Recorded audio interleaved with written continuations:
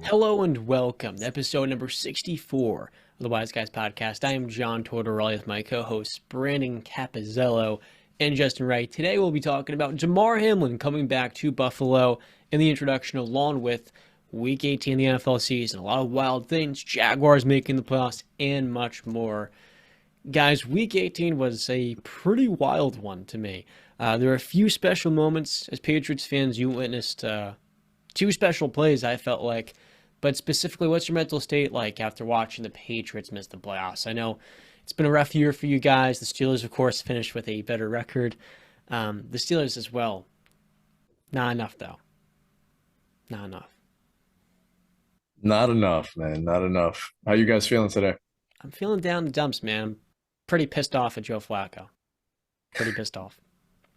I could have told you that was happening. In fact, I did tell you guys that the Dolphins were going to be the ones to make the playoffs. So I'm going to pull my greatest version of Brandon and say, I told you so. But I picked the Dolphins to beat them. But I was right. That's what I'm saying. Well, I was right too, so. Oh, my bad. See, Brandon gets the last laugh. Well, we just got to get our facts straight. John, in terms of you guys finishing with a better record, congratulations. You missed the playoffs and you got a worse pick in the draft than we did. So, Who has more first-round picks? Do you guys have a second first-round pick? We had the 32nd pick, the first pick of the second round. Good for you. So you have one first round pick. Glorified second-round pick, but okay. Well, we can package that and move up in the draft. We can use that to actually develop our offense and be a lot further along than you guys are. How are you feeling about Mac Jones after the season? We know with young quarterbacks, after their second year, generally, what way they're trending. With Mac Jones coming off his sophomore year with Matt Patricia, where do you guys stand? How close is he to being a franchise guy, or at the very least, a guy the Patriots will fully invest to as the long-term guy? I had a stat here that I saw, and it's actually great that you mentioned that. I literally just saw it while we were doing pre-show. On 3 touchdown drives this past Sunday, Mac Jones was 17 for 17, 169 yards, and 3 touchdowns. That's all on his touchdown drives. If you watch that game, outside of the 3 interceptions that you saw, you can't point the finger at him for all of them. Maybe that first one, yeah. But Mac was just trying to make a play there. Season's on the line. Got to go all out there. You can't play conservative at that point in the game. So I'm not going to be tough on Mac. I feel like all season long we've spoken about it. I just feel like it was a lack of. I think it was just poor decision making from the higher ups, whether that be Bill Belichick and who else makes the decisions there. Bringing in Matt Patricia and Joe Judge to run the offense. It was just I don't want to call it malpractice, but I guess that's basically what it is for this when it comes to football. This is way to screw up your franchise quarterback 101. Put a defensive coordinator and a special teams coach as your OC. So you basically shot his development in the foot, and after a first season where he led you to the playoffs, had a fantastic rookie year, even with, I wouldn't even say the weapons were great last year. Hunter Henry had a great season, but the weapons on the outside weren't that much better than what they were this season. So same exact weapons. Yeah, same exact weapons. So I'm aside from Devontae Parker, and Tyquan, but yeah, I still believe in Mac. It's just a matter of what are the Patriots going to surround him with, or if Tom Brady is available and you feel like that's a feasible option, are you going to go bring in somebody who's closer to retirement than he is, his best years? Or my bet would be you roll with Mac Jones, you invest in your quarterback, you go get a guy like DeAndre Hopkins, you make some plays in free agency and in the draft. You got to nail this one because we haven't won a playoff game since Tom Brady left. I think we're 1-5 against the Bills since Tom Brady left. And what was Tom Brady's record against the Bills? 30-something, 3, something like that. Come on. Like we need to do a lot of shaping up to do, but it's not all on Mac. This is a organizational failure. I said a lot there. Yeah, no, but you said a lot of good things. First things first is obviously the rumors about Tom Brady heading back to New England are there. So if we're going off of let's remove that situation, let's focus on Mac. If Mac is the guy next year, right? Obviously, you have to do what's best for his development and his future, and what is not best is, like Justin said, putting in Matt Patricia and Joe Judge. And quickly on Joe Judge, you bring in a guy who's our special teams coordinator for, I don't know, almost a decade, maybe a decade, and did a very, very good job. Our special teams was at the top of the league for a majority of those years. And then you see this year, our special our special teams is taking a little bit of a hit. 3 kick return touchdowns allowed, 2 on week 18. We'll talk Mhm. about that in a few minutes. And so I don't understand why you bring him back and don't put him back in his role that he excelled at. But again, it's just bad decision making by Bill Belichick. I think he's going to right the wrong. I think either a Bill O'Brien or a Cliff Kingsbury would be perfect as the offensive coordinator for New England. I only named those two because Bill likes to get people that were in house, and Cliff played for New England, and Bill O'Brien obviously coached as the offensive coordinator and quarterbacks coach for New England. So yeah, those two moves obviously need to be made. We have the 14th pick in the draft. That's pretty good draft selection. And like Justin said, like I've been saying, we have a top 5 cap space this offseason, so we're gonna have some money to spend. Hopefully Belichick does it the right way this time. And yeah, on to next season for New England. On to next season. The same cannot be said for a few head coaches. Today was Black Monday in the NFL. A fan not introduced into the show, but I was pretty heated last night. Very heated. When the Texans fired Lovie Smith. We'll start off with Lovie Smith, and we'll also discuss Kliff Kingsbury, who the Cardinals let go this morning. Keep in mind, an all season ago, they extended him to a 4-year deal. That doesn't always guarantee you job security. What the hell are the Texans doing? We all understood last offseason when they hired Lovie Smith, it probably wasn't the right guy to lead a rebuild and really enhance the development of this young team. But I felt like the Texans were finally making progress, headway, with some stability. The David Collier, sure, the hire was puzzling at first, and it ended after 1 season. What kind of franchise that's trying to build stability fires 2 head coaches in back-to-back seasons, minority head coaches, to really build up the idea they're a more diverse organization, they're more progressive? They aren't all of these things, all of these reports, all of these allegations they've had against them in recent seasons. That organization is quickly becoming the worst in football. And I have to admit, as somebody that's been pretty optimistic about the team itself, who would want to coach the Texans? You fire Lovie Smith, yeah, and you probably think, well, they've got a guy in mind who they'd want to bring in. The biggest name that comes to mind easily, it's DeMeco Ryans, one of the best young defensive minds in the game. And who better to come in here and really take that Texans defense to the next level? If I'm DeMeco Ryans and the Texans want to hire me, after seeing them fire back-to-back minority head coaches in back-to-back seasons, knowing minority head coaches don't always get a second chance, why on earth would I consider going to Houston? If I'm Brian Flores, who was, let's be honest, unfairly done in Miami, I felt like he deserved more opportunity, how would I go to Houston? Those are probably the biggest names on the Texans' radar. Another name that's popped up, you guys were talking about this earlier in the year, was Josh McCown, a former assistant for a long time on the sidelines. I'm going to hit it to one of you two, either one of you that want to hit it. I'm sick and tired of the Texans BS. I'm really disappointed in this franchise because it doesn't sit right with me what they've done.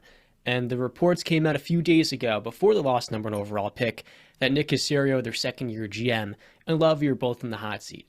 And Lovie talked after the game when they beat the Colts, a ridiculous play. That was unbelievable. How I'm not going to tell my guys to go out there and lose. They got a W, and they gave the Bears the first overall pick. The gift that keeps on giving to Chicago 16 years later. Where do you guys stand with Houston? Who would want to coach this team? Who would actually take this rebuild a step forward? Or are they just simply their own worst enemy? I mean, exactly. I mean, I said it. What prestigious free agent head coach, what first year head coach would want this job? You wouldn't. It'd be a stain on your resume. And when John said this organization that was trying to build stability, I just laughed in my head because what stability? They've shown no stability. I don't. I mean, David Culley was obviously not their first choice. Lovie Smith was not their first choice. Their first choice was Josh McCown. They were going to sign Josh McCown last year before all the reports came out. I forget exactly what the reports were and stuff like that, but it had to do with, race. And they felt like, all right, well, let's hire Lovie Smith and he'll kind of be the scapegoat. And then we can, once this blows over, maybe we can go back to Josh McCown. So maybe they do bring Josh McCown in. And I don't know. This job is just not a job that I would want if I'm if I'm D'Amico Ryans, if I'm Eric Bieniemy, if I'm Byron Leftwich, if I'm Dan Quinn, Kellen Moore, just to name a few. Why would you go here? So, yeah, there's no upside to see, and I feel bad for the players, but the organization just sucks. The Houston Texans organization sucks. It sucked from the day it was created, and no offense to David Carr, but that was their first ever draft pick, and we saw how that played out. So this organization has always just been, I mean, there were a couple of year stretch in 2010, 2011, 12, where they were a playoff team, but you knew that they weren't going to go anywhere. And then they got Deshaun Watson. It kind of fell into their lap, to be honest with you. And they fumbled the bag over and over with him. They made that trade that John likes to allude to all the time of getting David Johnson for DeAndre Hopkins, one of the stupidest moves in NFL history, and just continue to shoot themselves in the foot. So I don't know what to say. This organization is a clown show.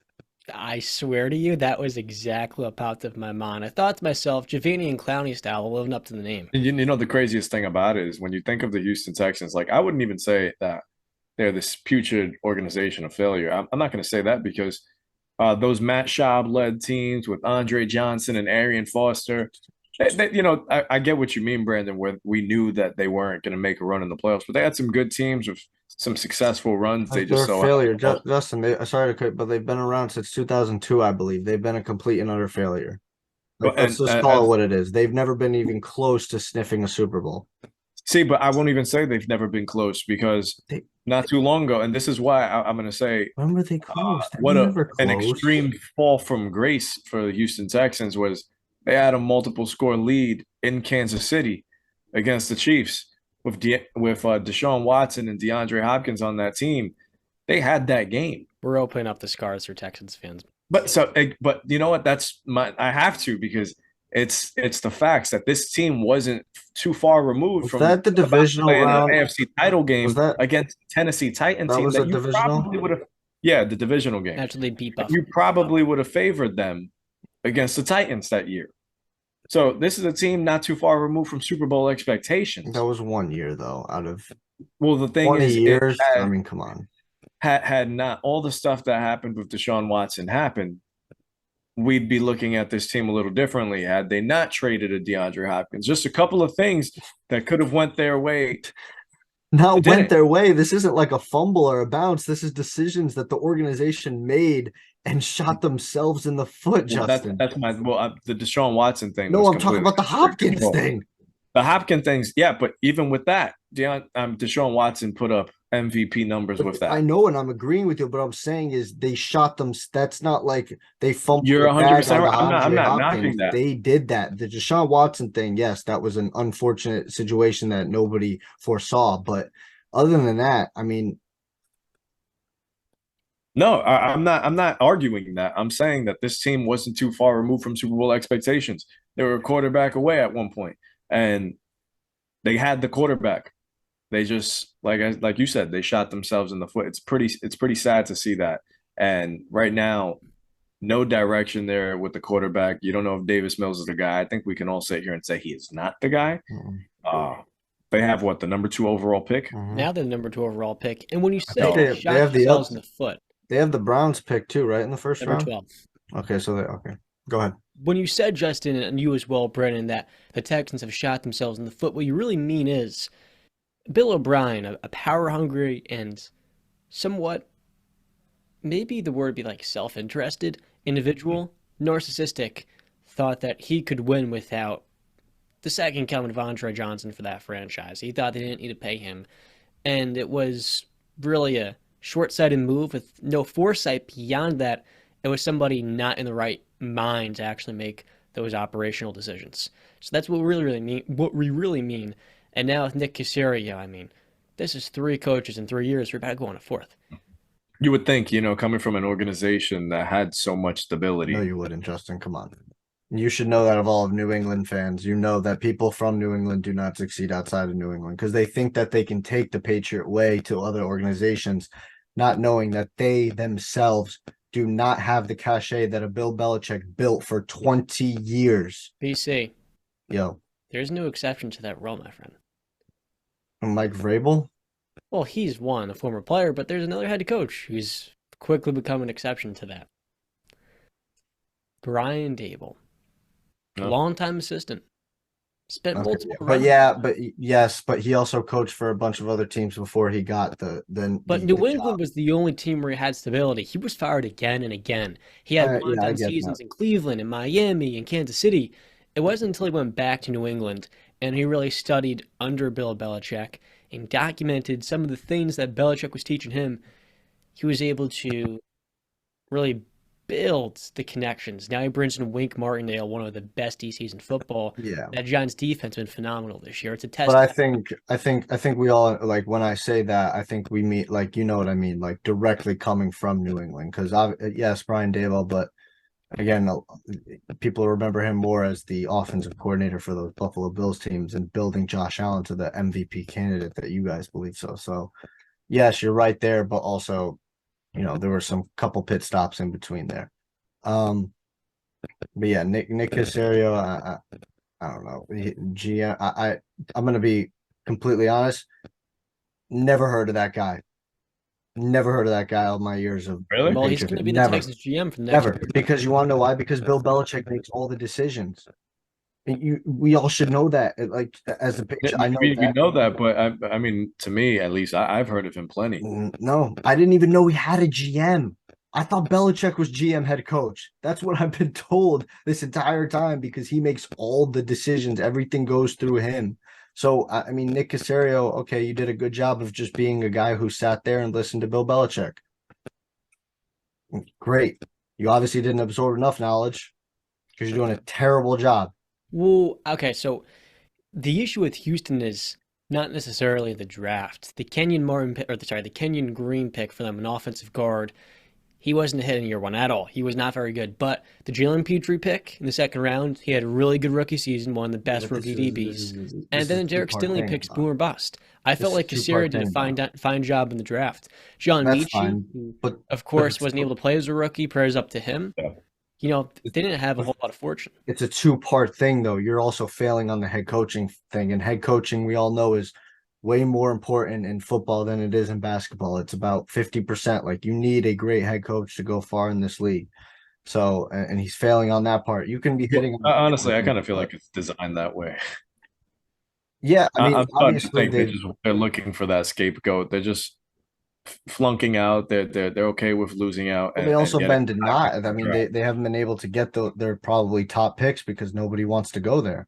I mean, like I said, David Culley and Lovie Smith were not their first options. Dude, they were going to go with Josh McCown last year, a guy whose only job on his resume was to be an assistant on a high school team.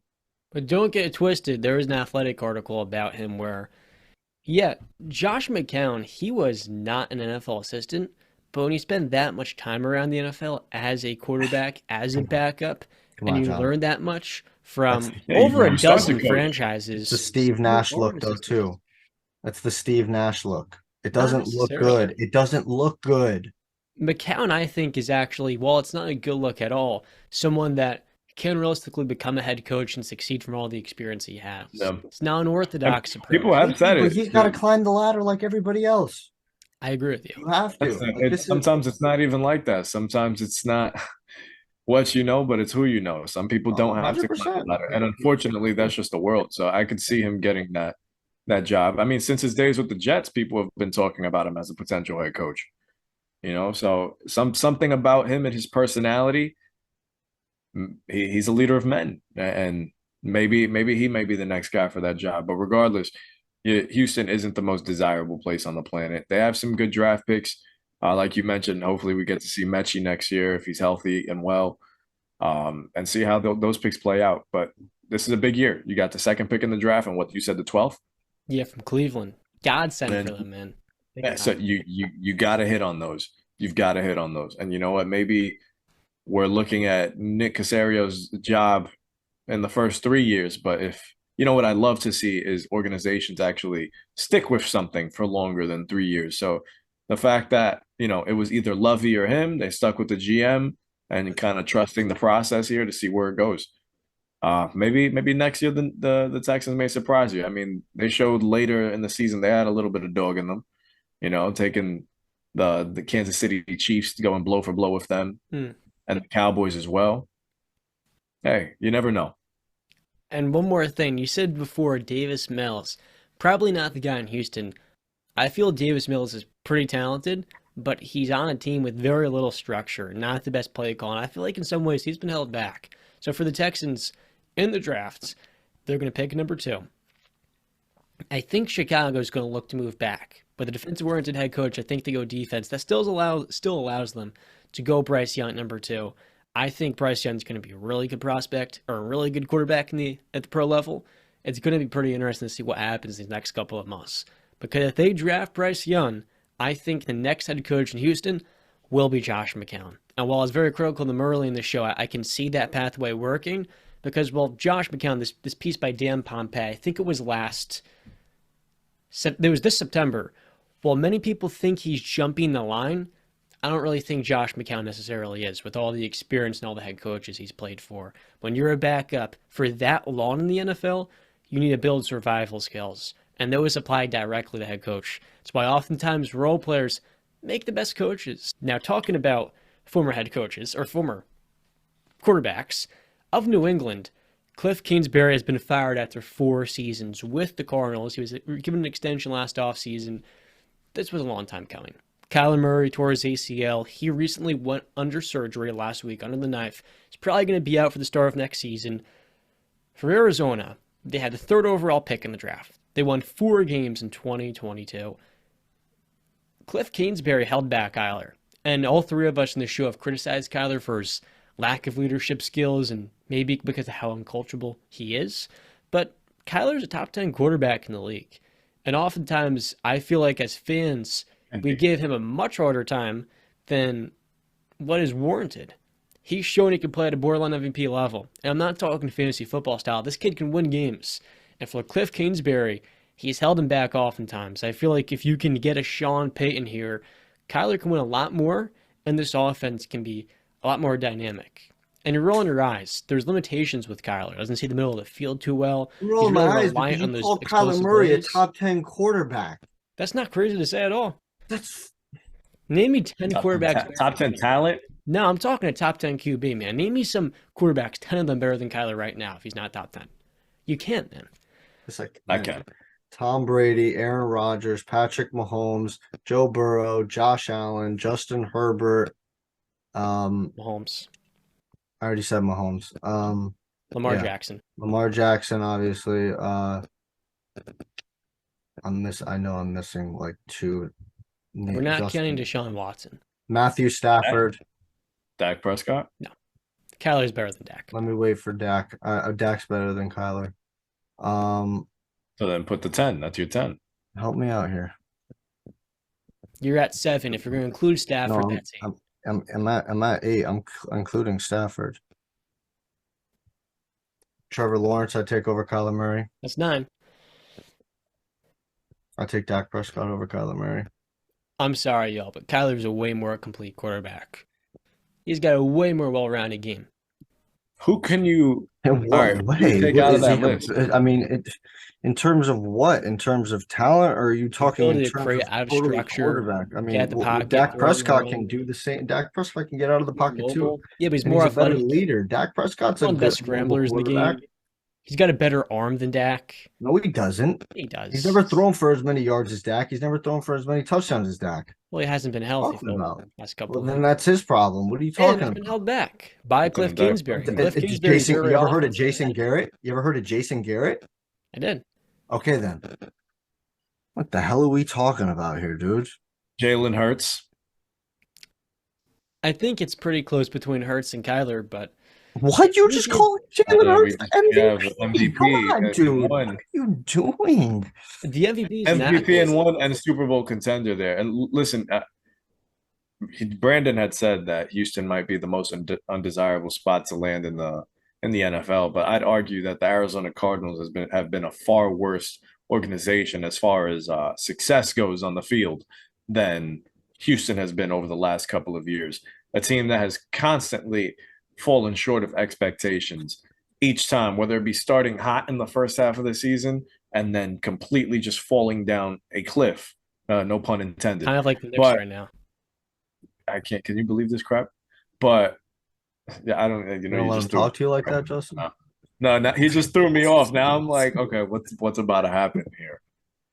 But no, the Arizona Cardinals here are to me have always fallen short. Mhm. There's nothing that has actually stuck for them. And Kyler Murray, you know, when we saw how he played, we're like, oh my gosh, this is an MVP. Maybe they can make something out of this. They made the trade for D Hop, and what do we have to show for Well, it? D Hop has been in the first 6 games this year. This Kyler is year. a borderline MVP can't quarterback. Kliff Kingsbury, you guys have said before, is one of the worst coaches in football. We've seen every single season them collapsing. I don't like to blame as So much does as that Kyler. Murray. Kyler collapses too. Yeah, but Yes, he does. He comes in as like the first 6 or 7 weeks an MVP candidate, like you said, and then he completely falls off a cliff at the end. It's him and Kliff. They both fall off. We're not going to sit here, John, and absolve Kyler Murray of all blame. Both these guys had a hand in what happened here. I agree with you. This season, Kyler had his most disappointing campaign by far. He was not as good as I would say. He wasn't even that good this year. He really struggled at large, but I think they needed a new voice in here that really can command this team. They aren't physical enough, and while they've been creative, we've seen in Miami with Mike McDaniel, they were way more physical. And with this Arizona team, to me, it's not necessarily Kyler falling apart, but the team as a whole. You can't pin all the blame on the quarterback when there's much larger issues on the defense. We now have J.J. Watt retiring, shout out to him, one of the greatest to ever do it. And on the offense, there hasn't been a whole lot of continuity here. You know what I'm saying? With the DeAndre Hopkins injury, the offensive line hasn't been, let's say, above average. So I think Kyler Murray gets a really bad rap here. He doesn't. The one constant the Arizona Cardinals have had was their GM, and now he's gone. So now we'll see a completely new version of the Arizona Cardinals, how they're going to build this roster. I mean, they've always fallen short on defense. They've never had, I guess, who's the best running back that they've had since David Johnson? And that was a short stint. I'm a big James Conner guy, and you talked about before. For those who maybe didn't see it, Steve Keim is out at the Cardinals GM. He took an extended medical leave absence later in the season, right before Kyler's injury. Knicks lost. Apparently, the Kyler Murray is going to get a say in the new head coach, per the owner. So, well, if he's your franchise quarterback, I guess you should do that. Yeah, you know, you've guaranteed, trust Kyler Murray's decision making that much, but to each his own. Dak Prescott is not a better quarterback than Kyler Murray. Yes, he is. Justin, what do you think here? I do think Dak Prescott's a better quarterback than Kyler Murray. He's been a number 1 seed in the NFC before, or not number 1. Back-to-back 12 in the season. Team. Huh? He was a rookie quarterback drafted in the 4th round. What do you mean, Monstars team? You take the credit away from Brock Purdy right now. Look where he is as a rookie. Never He lost. didn't. Come on now. He is not. Brock Purdy is not asked to do what Dak Prescott was asked to do in his rookie season. That's Stop not it. true. Get the hell out of here. Dak has Get the hell out of here. Get the hell out of here. You're smoking crack if you believe that, John. Come Dak on as now. a rookie, one of the easiest jobs in football. Come on. And so does the 49ers quarterback. Any 49ers quarterback has the easiest job in the NFL. What are we talking about here? You lost me. That's why Why do you think comparing Dak's rookie year to Brock Purdy's rookie season, Kyler was a way higher floor raiser than Dak Prescott's. So now I'm saying if you can get a little bit more intensity here, a personality that can command the respect of these players, toughen them up, and this Cardinals team as a whole plays more together later in the season, I think Kyler can win a playoff game, and I think Kyler will really establish himself as a top 10 QB if he's not already looked at as that. He's not looked at as a top 10 QB, and for me, it's very clear because no top 10 quarterback is winning 4 games. No top 10 QB is going to collapse the way they did the year before that. How many games did Deshaun Watson win in 2020? Yeah, but he's putting up MVP numbers. Kyler Murray has put up brilliant MVP not numbers. Kyler Murray was an MVP candidate a year ago. Was he an MVP candidate when he was playing on the field this year? No. If that's what we're talking about this year. Very, very, very far from that. And Brandon went on a list, and I feel like we could add more players to that list of better quarterbacks who showed out this year. Like who? Like, as I mentioned, I said Jalen Hurts is on that list. Tua was on that list for a short amount of time. Geno Smith was on that list. Shall I go on? I mean, we just named the top. Jared Goff is on that list. Kirk Cousins, for stints of time, was better than Kyler Murray. Listen, I think John has amnesia when it comes to Dak because I just don't. John, so Dak Prescott has played a total of 4 playoff games, right? Out of those 4, how many do you think he actually played bad in? He had the 49ers playoff game last year, which is worst playoff experience, yes. But in 2019, was it 2018? It's 2019. It was a 2018 season, 2019 playoffs. 2019 playoffs. He played well in the first game. The second game, remember, they couldn't run the ball too well as Zeke, and they struggled versus they beat the Seahawks, and then they lost versus the Rams. And he put up an 84 QBR in that game. Just want to get that out there. I mean, I just when Dak plays elite defenses, he struggles. He only lost by 8 points. I think Dak's a great system quarterback. I think Kyler is a franchise guy, notch above Dak. A system quarterback doesn't throw for 4,900 yards, John. I'm sorry, he doesn't. Kirk Cousins is a system quarterback, and he puts up. Kirk Cousins is not a system quarterback. They're both great system quarterbacks. Ryan Tannehill, a very good system. Ryan Tannehill is a system quarterback. But no, I got it, bro. You're really talking crazy. I'm with Brandon. You can't say anybody's going for 4,900 yards is a system quarterback. It's either that guy is the greatest system quarterback of all time playing in the most elite system because no average system quarterback is throwing like that. Nope. Jimmy G is a system quarterback. Yeah, absolutely. That Dak Prescott and him are on completely different levels. They're being asked to you got to when you're comparing these guys, John. This is where I think you forget. You have to compare what these guys are being asked to do. Dak is being asked to be a top 10 quarterback and win them the games. They're not asking Jimmy, Brock, Tannehill to do that. Defenses, John, this is where you lose yourself. If you're a defensive coordinator, you go into a game against those type of quarterbacks and you say, I want you to beat me. I want you to beat me. And more times than not, they don't. What gets lost there is that in a lot of those seasons, Dak had 4,900 yards in 2019, and then the following season, he threw for more yards the game. In those years, oftentimes the Cowboys did not have good defenses, and they were playing catch-up. And so for Dak Prescott, playing from behind in games that oftentimes were out of reach, he was piling up numbers. But the Cowboys were already down those games in the first place because Dak, and we've seen this season, we saw it in Week 18 when he put up 6 points against the Commanders, he's not great against good defenses, or great defenses, let me say. Dak Prescott and Kirk Cousins to me are one the same. And that's all right. They're good quarterbacks, but I don't view them in the same tier as a Kyler, a Jalen Hurts, or a Lamar Jackson, quite frankly. Those guys are the system. Dak, to me, isn't necessarily the system. If they can't run the football, he's not doing what a guy like Kyler Murray is doing. That's just how it is. It's not. You just fall in love with them running out of the pocket and throwing the ball on the run. That's what you fall in love with.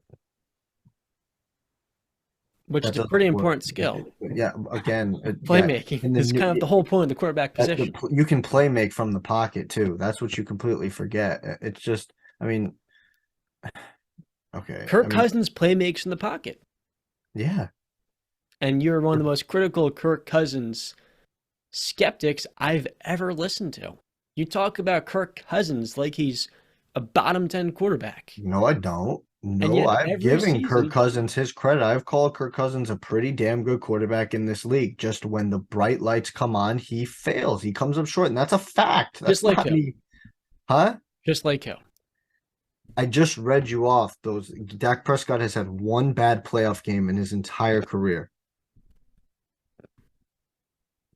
Buddy, we've seen this in the regular season as well. But I thought we were talking about when the money's on the line. Why do you think the Cowboys, man, those seasons missed the playoffs? I don't know. Maybe their head coach was Jason Garrett, who was basically a puppet for Jerry Jones. I think you ever think about that. So, this is really stemming from our Kyler versus Dak debate. Oh, I mean, I don't think so. I mean, he's been to the playoffs once and he got bounced and he didn't play that well in his only playoff game. John, question. You put Kyler Murray in a Dallas Cowboy uniform. How far did they go? This season? This season, yeah. I think they go same length as what Dak is going to bring them. I think they'll go further. I don't think you believe that. I don't think you believe that for 1 second. I really don't believe you think you believe. I don't think it's tough because Kyler's torn his ACL, so it's. So you're saying that you believe that they can get to the. So you're saying with Kyler Murray they can go to the Super Bowl because this is a Cowboy team with NFC Championship like expectations. I wouldn't say that because he hasn't proven himself in the playoffs. His playoff game, like Brandon said against the Rams, was an ugly one.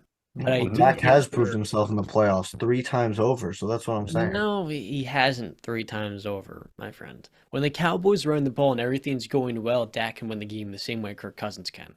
But when one or two things, one or two parts get cut off, and he has a couple of crucial turnovers, his decision-making process is sped up, and he has a terrible interception, that leads you to losses that really sting against elite defenses. And when I look at San Francisco, when I look at Philadelphia, I don't think Dak necessarily can string off 4 straight playoff wins. He can get 1, maybe 2, if everything clicks, but I'm not sure about 3 or 4. With Kyler Murray, I think he could win 3 or 4 playoff games, but we haven't quite seen it yet, so it's you're going off agendas, if I were to say he could at this point. The only scenario where I would take Kyler Murray over Dak Prescott is in a game of Madden.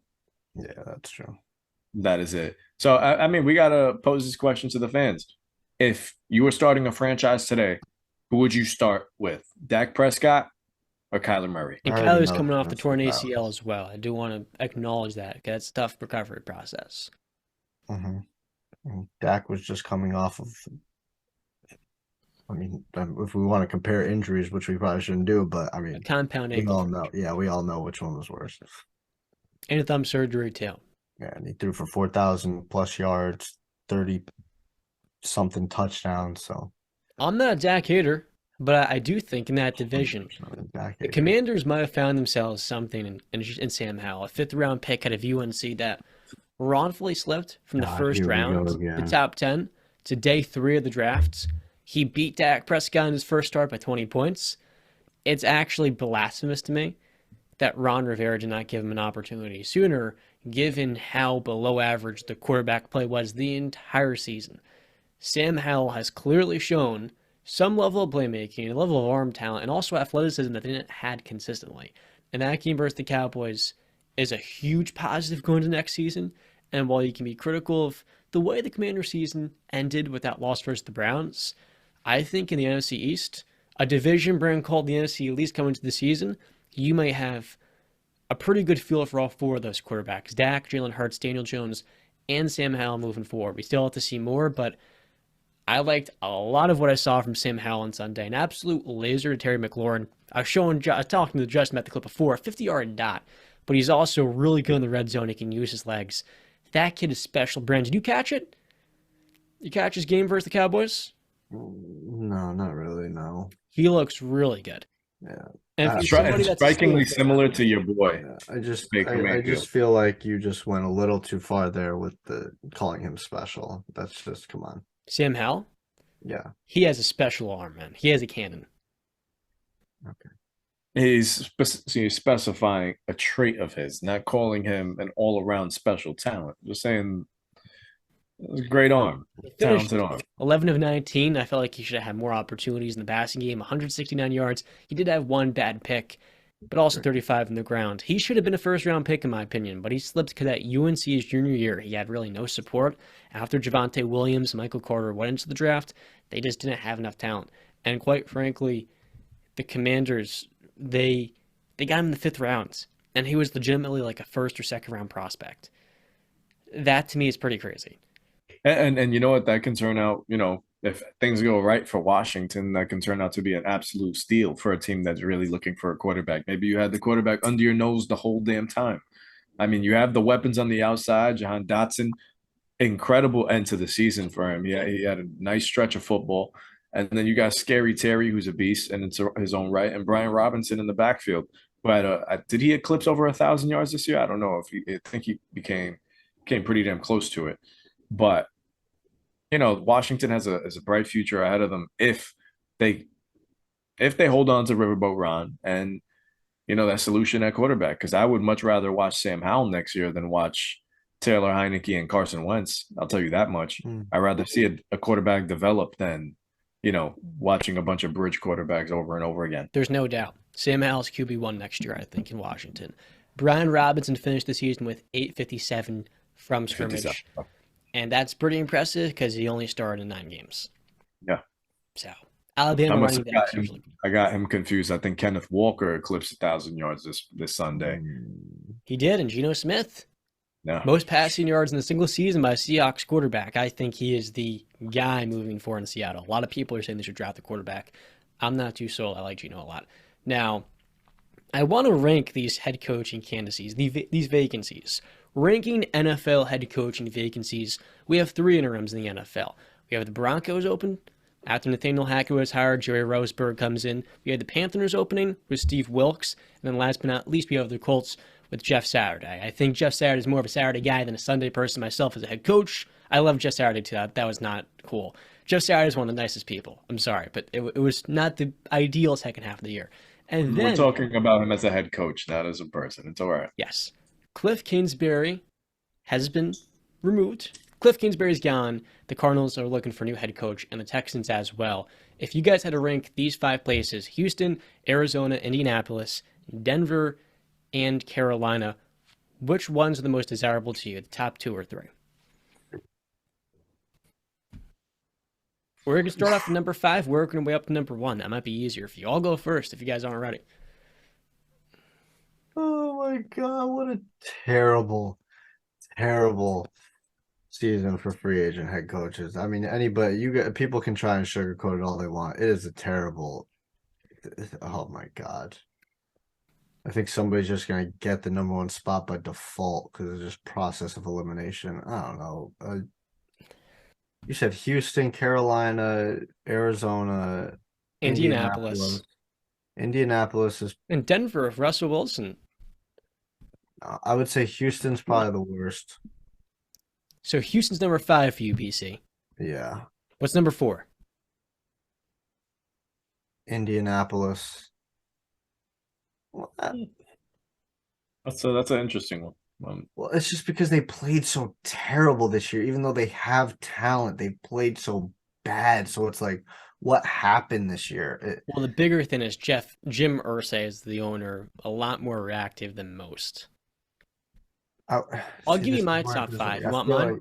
I feel like it's just like a tie between them all for me. Last year we had 10 new head coaches in the NFL. That's an NFL record, basically 1/3 of the league. This year there's 5. The best NFL head coaching vacancy to me, by far, is Carolina. I think they're really building the offensive line and the defense, and they're a team that's drafted pretty well in the top 10. Ikem Ekwonu this year, tackle, really good, and we saw them this year. Steve Wilkes won 7 games after Matt Rule was, fired early in the year.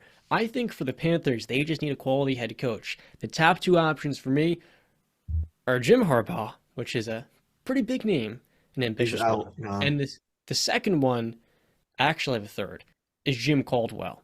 The third would be Frank Reich, an offensive mind that could come in here, work with Matt Corral, and we saw Sam Darnold on Sunday complete 3 passes with 2 picks.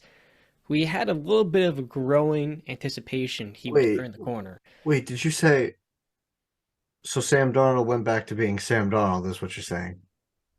Yes.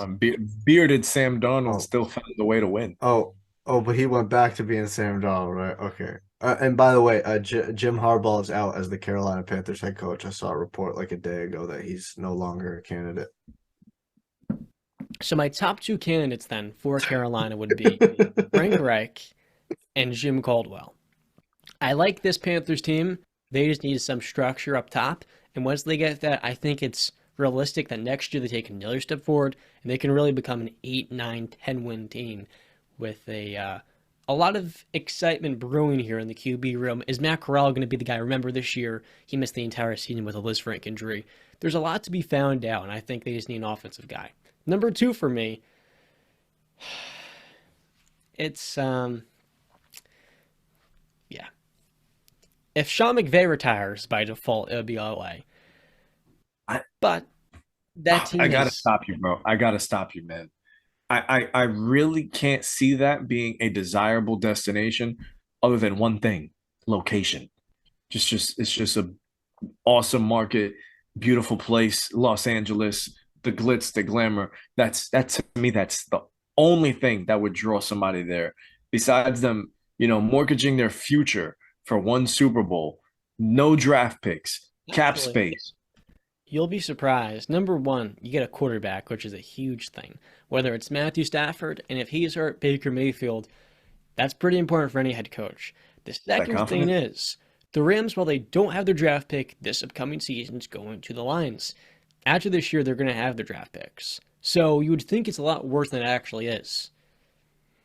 Yeah, but it's you rebuilding that team now.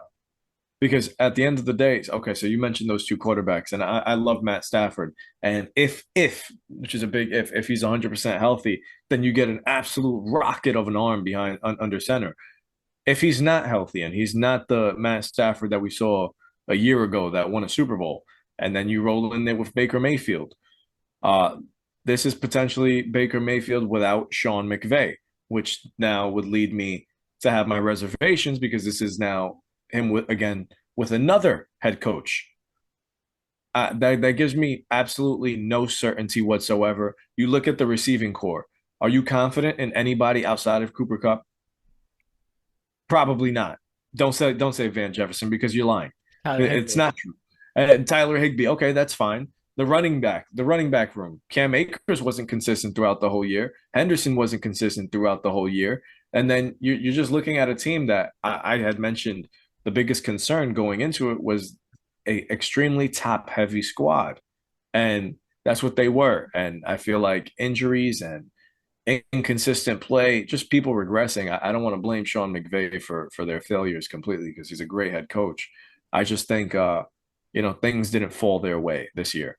I don't think it's a desirable destination at all.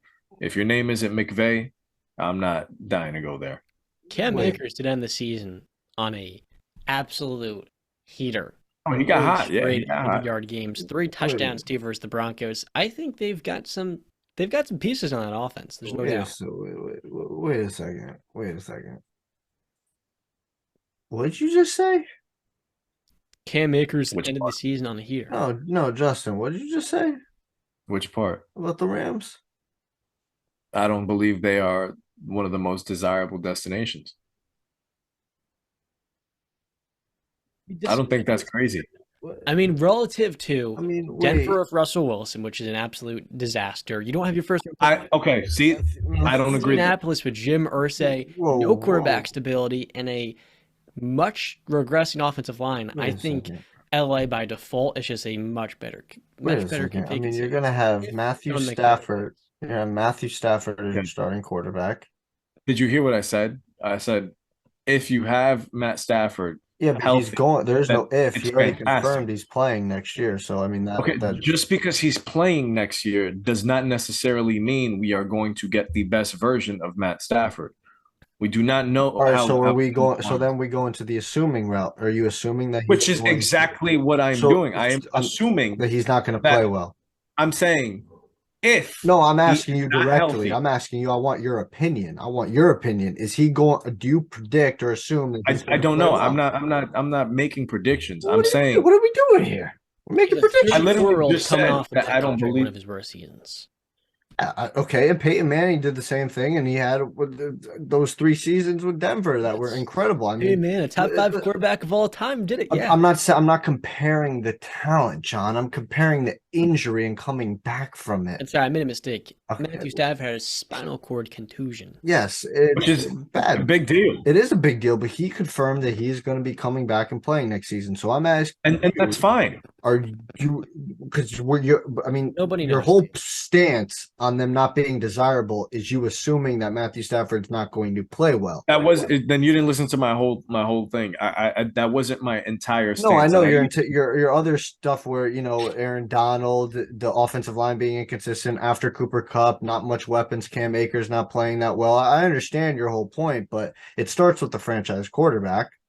I mean, if he's playing very well, Cooper Kupp's going to be playing very well. You would think the offense is going to be playing Stafford's pretty not a well. sprint chicken though. That's the issue. He's We not know a spring Matthew chicken, but, Stafford's but a Hall of we're Famer. making assumptions. We're predicting. That's where I think we're dividing right here, right now. I'm assuming that I think Matthew Stafford is going to play very well next season. okay, now here's my question to you. Mm-hmm. What if he's unhealthy? What if he's not in his tip-top shape? So this is I'm coming from a head coaching perspective. If I'm going into this job, I have my reservations Yeah. about what version of Matt Stafford I'm going to get. And if I'm not getting Matt Stafford at his best, I have Baker Mayfield under another head coach. Well, You don't want that from you. Want Baker to have consistency. yeah. You want to I see mean, him with obviously, McVay. you would want consistency, but another unlucky situation that Baker was put in is he's found himself in with Sean McVay retiring. Nothing to do with him. It's just an unlucky situation. But like I said in my tweet that I tweeted out, I said Sean Payton and Jim Harbaugh would be 2 prime candidates for the Los Angeles Rams job, and I wouldn't be surprised if those would be the 2 prominent candidates that the Rams front office would go after because they love the splashy moves. I mean, did you see what Jim Harbaugh did with Colin Kaepernick and Alex Smith? You see what Sean Payton did with Drew Brees? Who was Baker Mayfield compared to coming out of the draft? Oh, Drew Brees. I mean, I'm just saying, I'm not going to say he's going to be Drew Brees. I'm just saying, again, this is another differing point where you guys don't believe in Baker. I have much more faith in Baker. And now you put a Super Bowl champion head coach and a coach that went to 3 straight NFC championship games and coached in the Super Bowl. And both guys have had success building quarterbacks. I like that. I want to ask you real quick. Earlier this week, we had a comment about Baker Mayfield, specifically his, let's say, inconsistent season. And I want to ask you a pretty important question because this is your guy here. This is a guy that you've been very supportive of. I'm trying to find this comment on Baker. Where is it? All right, so this is from Adam Driscoll, if I'm saying this correctly. Are you guys going to follow up with the video of Baker from a week or so ago? He has played 2, I'll admit, good games against the horrible Raiders, who got someone essentially fired, and the horrible Denver team that got someone fired, and one of 2 worst QB's performances in Russell and D. Cars in those games. People really need to learn how to type. What about the other games? It's the same old Baker, 150 yards, maybe a TD, but just can't get it done. He's a below average starter near the bottom with a flash here and that keeps people like you holding on. Can you make a video of Baker, of how Baker looked against the Chargers? Again, I've heard this all before. I heard it from John himself. He gave the credit to Baker for the Raiders and Broncos game, but then kind of took it back by taking his pot shots. The Raiders game, is anybody going to sit here and argue that the Raiders have a good defense? No, nobody's going to sit here and argue that point. Do they have two pass rushers, one that was looked at as a great pass rusher before and the other one who's looked at as a great pass rusher now, on the borderline of possibly elite? Yeah. Are they like 31st in the league in sacks? 100%. Was Baker coming into that game off of less than 48 hours notice with no playbook really to read, didn't know much about anything? The Rams team that Justin went over, did Cooper Kupp play that game? No. Allen Robinson? No. Aaron Donald? No. The offensive line that was horrible the entire year that they played, his best offensive weapon was Tyler Higbee, and he drove 98 yards, an NFL record for longest drive in a game-winning drive to win the game. I'm sorry, that was redundant there, but you know what I'm saying, all right? Then he has a low game against the Packers the next week, right? The Packers were starting to hit on all cylinders at that point. The defense was starting to play a lot better. They were playing for playoff spots, so I'm not going to fault Baker. And I said on the show last episode, I said the Rams have been hot and cold. Then they come, and I will refuse to people take away the Broncos game. People said that there was an unmotivated team. That team didn't care or anything. I'm sorry, is that the same team that took the Chargers to the brink and beat the Chargers in Week 18? Is that the same team that took the Chiefs to their best, to the brink of both games? They almost beat the freaking Chiefs twice. That team, that unmotivated team, a team with a top 5 defense in the league, a team that's arguably the best secondary. Huh? Not necessarily on that day when Russell Wilson was handpicking on Christmas Day for them. But that doesn't mean anything when Baker has to go against that defense. See, that's what I'm saying. You're trying to take away from what the offense did, but not looking at what the defense. The whole year, John, they had to play with Russell Wilson playing bad. The whole year. Doubt, but for the opposing quarterback, when you're starting possessions in the opponent territory, and sometimes but they had to do that all season, and they were successful. I don't really care about Denver. This is about Baker Mayfield. You're a guy. All right, relax. What do you mean you don't care about that game for Baker was a pretty good example of a domineering defensive performance. And much like that Steelers game in the playoffs, we saw Baker thrive off of 4 turnovers by Pittsburgh. His highest moments, he's had great support. There's no denying he's had a ton of help, both on the offense and on the defense. But this comment's asking you, it's pretty straightforward.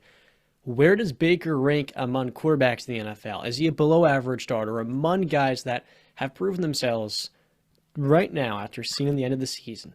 Would Baker be in your top 15, outside your top 15? Would he be in the top 20? Or is he still a guy that can kind of climb to the top 12, similar to what Tua did this season? For me, Baker's right around 15 or 16 right now. I would take. I want to ask you this. So you've often said that Baker's a better quarterback than Tua, who to most of us is at least top 20. If you're the biggest Tua skeptic, you'll acknowledge he's top 20 in the league. Tua for me is top 15. So who do you think is going to have a better year next season? Let's say Baker Mayfield starts half the year, kind of Jameis Winston style, starts 8 games, or Tua in Miami. Which one do you think will have a better season? The NFL is a year-to-year thing. That'll really dictate where we rank those two guys. Who's going to be better in 2023? Well, where the hell is Baker playing? Los Angeles. He'll resign. Let's say Stafford gets banged up and Baker plays in 8 games out of 17. With Sean McVay as head coach? Yeah, we'll go with McVay. There's so many variables. This is not really hypothetical. I understand that, but like there's so just take Matt Stafford out of it, and why don't you say Baker Mayfield is the starting quarterback of the Rams next season? Just all things considered, if let's go into this hypothetical, everybody's healthy. All right, we're living in fairy tale land. Mm-hmm. Baker Mayfield I believe will have a better season than Tua Tagovailoa next year. With those weapons Miami has, Tyreek and Jalen Waddle. Yeah, I mean, Cooper Kupp is still on the Rams, right? We're going off of hypothetical. I mean, there are moves that can be made. I think Allen Robinson is most likely going to get moved on from this year. They're probably going to replace him with somebody. I don't know who, but that's what I'm saying. A lot of like obviously Tua has the favorable. He has the stability. He has the better offensive line. He has the better run game. He has the better receiving weapons. He has got the better everything on that team. But I believe in Baker. I believe that Sean McVay, if back, can make a better. But see, here's the thing. I just don't. I don't believe. I don't believe that Stafford's gonna. I think Stafford's gonna be back. So I don't think Baker's gonna be in LA. That's my whole thing. And if you ask me where is he gonna be, I don't know because I don't know who's on the look to get Baker right now. Free agency hasn't started. I can't. Muted. What's the best destination for Baker Mayfield next season? Can you guys throw me some options? Because I'm not really like thinking off the top of my head right now. I'll give you a couple. Okay, you got The Jets? No, I don't like the Jets. I mean, we did this before. We did this before. The Giants, no. But which one's the best one? Washington. God bless you. that was my father. Washington. I like Washington. It's not bad. Seattle. I like Seattle, but Seattle did them dirty. Those are the teams that would be interested. Las Vegas. I actually that might grow on. No. And I don't know who's going to be there. Is Darren Waller going to be there? He's been on the trade block for seems like 2 years now. Is Devontae Adams going to get frustrated and be like, "I want the hell out of the Raiders"? So I think again, Devontae would already be frustrated. Yeah, there's so many hypotheticals with that. I mean, if I was the GM for the Dolphins, I would go get Baker Mayfield because again, we don't even know if Tua is going to be all prayers up to him, but we don't know how his health is going. We don't know if he's going to play next season. Starting next week, yeah. There's no doubt. But I said next season. A quarterback that's had injuries, and a lot of them as well. He had 3 last year in Cleveland. The shoulder. Yeah, but they weren't concussions, Don, and a brain injury is much, much more severe. I understand. This isn't really about Tua. We're talking about Baker Mayfield and what his career is going to look like. Talking about Baker, I have no idea because it's so unpredictable right now. A lot of things have to play out in the NFL. A lot of things have to play out these upcoming, weeks to come. Head coaches getting put into place, retirements, if there may be some. There's so many things that right now I just can't give you a clear answer on what will Baker look like. I have faith and I believe in Baker. I just don't know what it's going to be next year.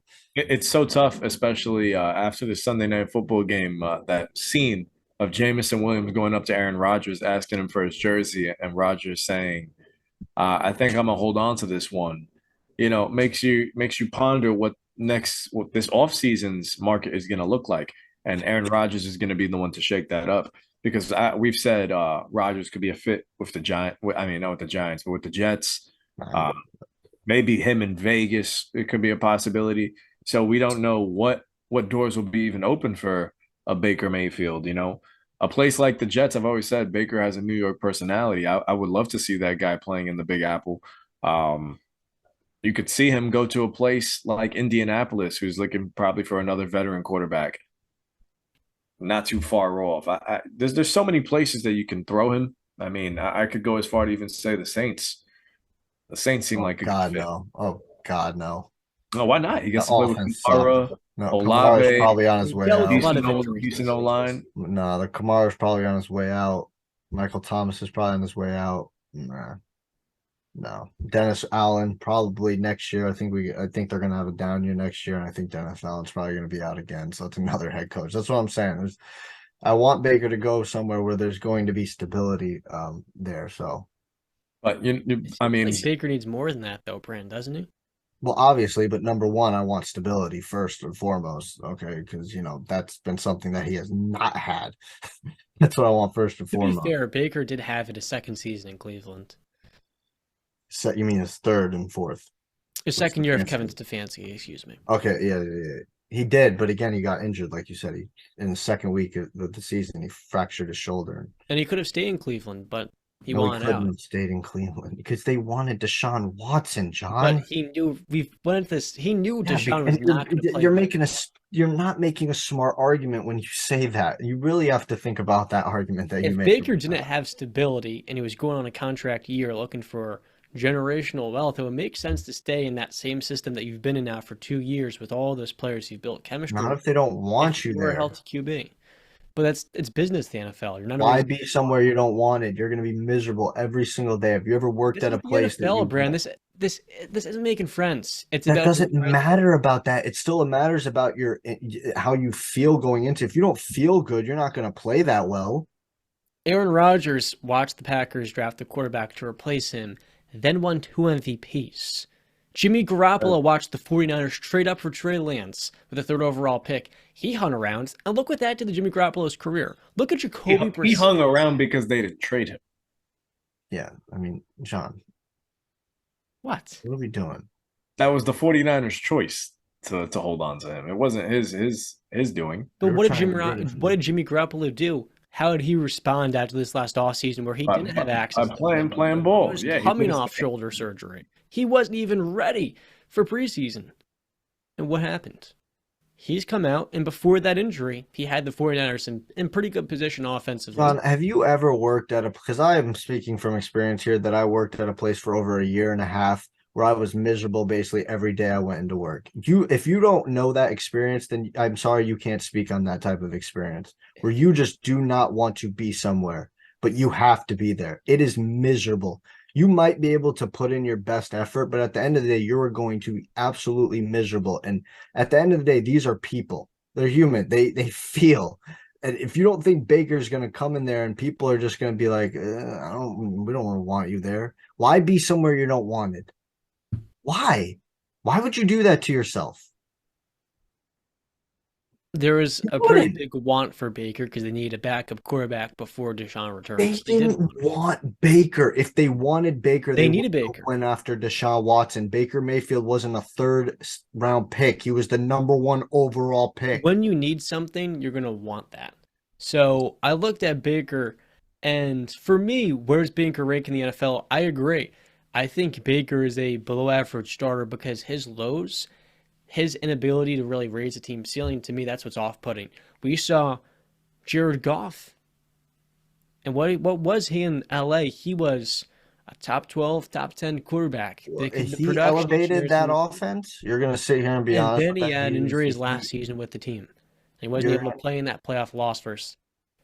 So you look at the Rams offense and how successful McVay has been. He almost won a playoff game with John Walford. So I feel like a lot of the credit does get put on Sean McVay, and we leave the rest for Baker because Baker is a player that needs to be in the perfect situation. Everything needs to go right.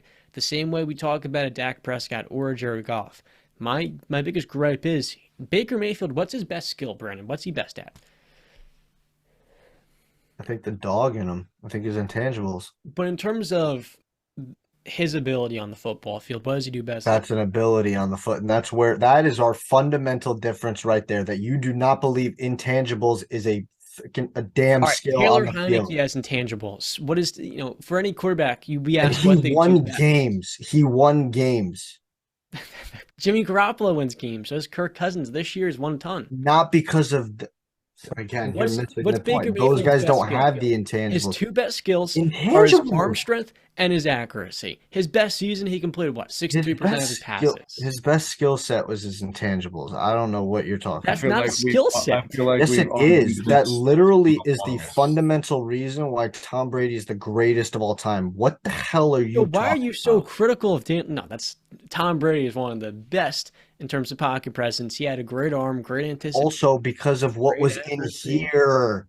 This is what you don't understand. You fall in love with this. And Daniel Jones has the intangibles, and you talk about Daniel Jones so poorly.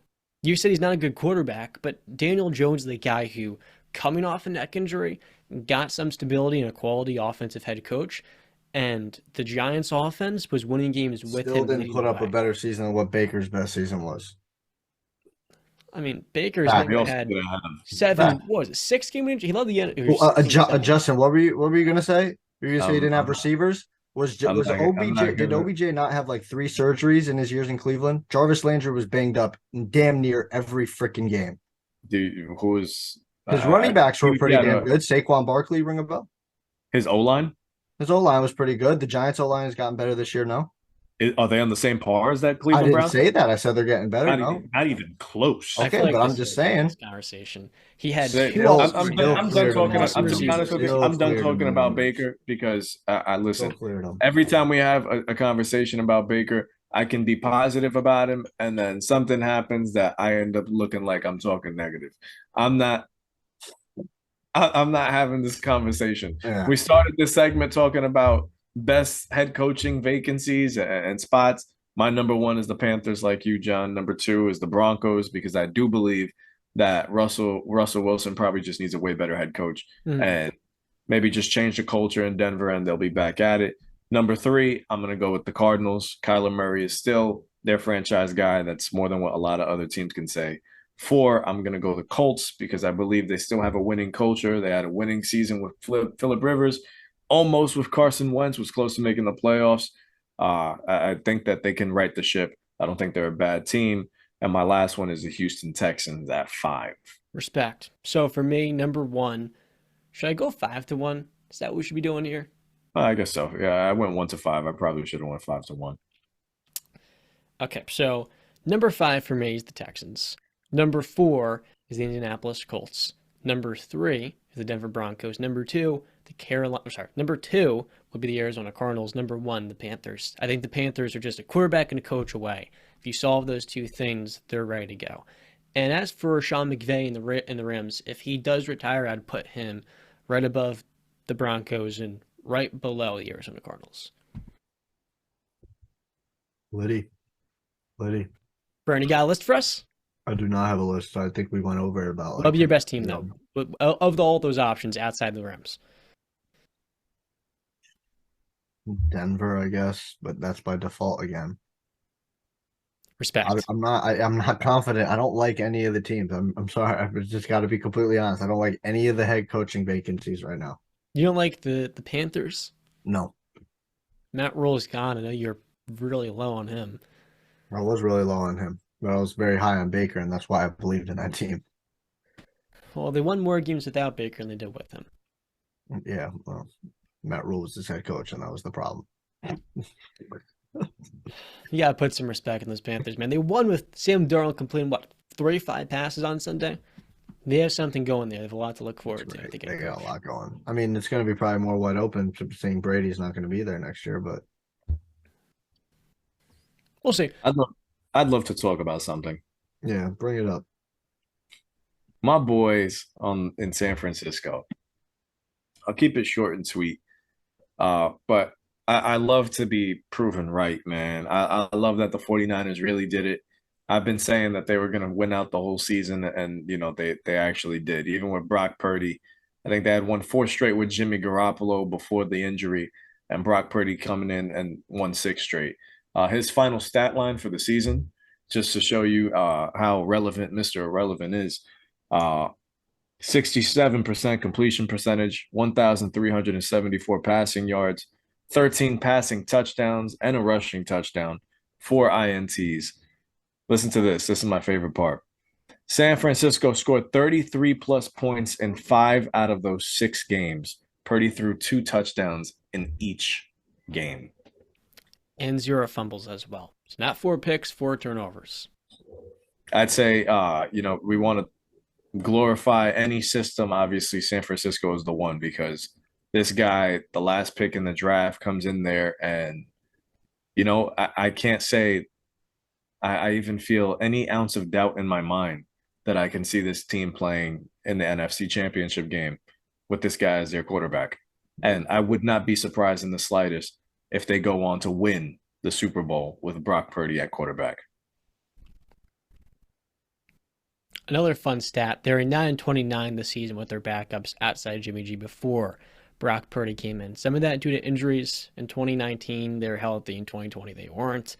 So Brock Purdy has a much better cast than, say, C.J. Beathard, Nick Mullins, or Brian Hoyer. Nonetheless, Brock Purdy has far outplayed and outlived expectations, and I think we look at Brock now. He doesn't have a physical tool that stands out, and there is some meat on the bone he leaves off as a rookie quarterback. But I mean, he should have easily been a third or fourth rounder. And to me, I always felt like he shouldn't have been a seventh rounder. He was great at Iowa State.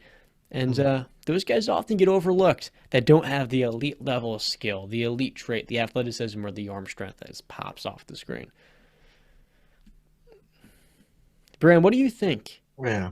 After watching Brock Purdy win out, can the 49ers win a Super Bowl? Or is their season still over after finishing with the number 2 seed and 13 wins? No, they're not winning a Super Bowl. But is their season over? I mean, they're not going to win a Super Bowl, so their season would be a failure, I guess. But again, here's where people are going to pull the rug underneath you. People like I'm not going to say Justin is going to do this, but I'm just using Justin's way he feels about the Niners as an example. People like him are going to say, I have confidence. I have no doubt that the 49ers can win the Super Bowl. I would not be surprised if they win the Super Bowl. But if they come up short and don't, what are they going to say? What do you think they're going to say? No, Not you're you, right. Justin. You're right. Not you. No, you're right. What do you I think get they're what you going to mean. say? Brock Purdy was the quarterback, and if we had Jimmy, we would have won the Super Bowl. But they were all those people were the same people hyping up Brock Purdy, saying they can win the Super Bowl. You cannot have it both ways. Can't. Well, You got a If you point. believe that kid can go win a Super Bowl, then you cannot use him as the scapegoat and excuse of why they didn't. Can't do it. Can't do it. No, you can't. If he plays well, you credit him. If he No, plays you poorly, can't. you That's ignore the him. problem. See that? No. If you believe that, John, then I don't understand what goes in between those ears of yours. I really don't. Buddy, Don't. the 49ers are the hottest team in football. They've won 10 straight games. So if Brock Purdy balls out in the playoffs, we're going to give him his due credit for playing at a high level and allowing the 49ers season to stay afloat. But if he stinks the bed, and let's say he has a couple turnovers, we're going to acknowledge he fell off from his regular season play as a rookie quarterback in the playoffs. Does he get a rookie pass, Brandon?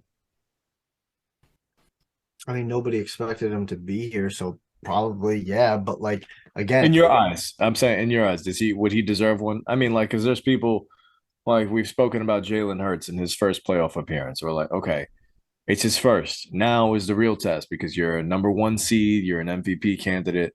In Brock Purdy's case, 6 NFL starts. What is it? 6 NFL starts or only 5? 5 NFL starts. Yeah, 5 NFL starts under his belt.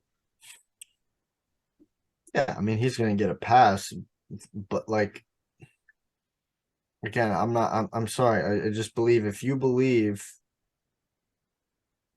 that he can go win a Super Bowl, man, like you can't just say, oh, he played a bad game and he's the, scapegoat him for the reason they didn't win a Super Bowl. It's just, I'll give him a pass just because nobody expect him. I didn't expect him to be here. So, he did what they asked him to do, which was just to be you want to talk system quarterback, John, system quarterback. They asked him to be a guy to go make, get the ball in the playmaker's hands is what they do.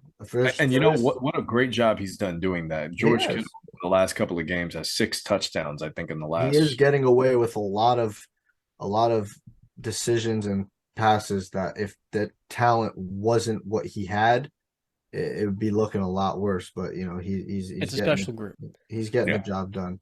George Kittle's also praised him for his ability to take command and control of the pocket. That's a big thing, too, for a rookie to come in there and be so confident and prepared. He deserves some credit, Brock Purdy. There is some. Go ahead, Justin. No, I was just going to say, and something I haven't heard too much lately is, Deebo Samuel probably coming back in the playoffs. No, he came back. He was back in the Cardinals game. Oh, I didn't even realize that. Yeah. Well, I mean, at least another week healthy. Ayuk, George Kittle, don't even realize all that talent, man. But there is one person in the NFL that I am going to give a pass to. I want to take a guess at who that is. Tom Brady. Why would I give Tom Brady a pass? I don't know. I just felt like this was going to go into a GOAT talk. No, just go ahead. Take a guess. Who do you think I'm giving the pass to? They're in the playoffs? No. The Cincinnati Bengals. No, a singular player. They're not in the playoffs. Singular player. Grant, quarterback. Oh, that's Just I got can't. bounced just got bounced from the playoffs last night. Rodgers. I'm giving a pass to Aaron Rodgers for this season. I don't understand the hate. I don't understand what people, expected from this season, but as the season played out, not before the season. But as the season played out, I mean, this dude, Rodgers was dealing with a fractured thumb since week 5. He injured his oblique somewhere in that time frame too. And I think he also injured his ribs in that time frame as well. So this guy was dealing with 3 injuries at 38 years old now. And he was dealing with a brand new cast of characters in 39. Dobbs and 39. Dobbs and Christian Watson. Randall Cobb coming back, who's not what he used to be. The offensive line, especially the tackles, being in and out of lineup, and Bakhtiari especially not playing up to the par that you expected.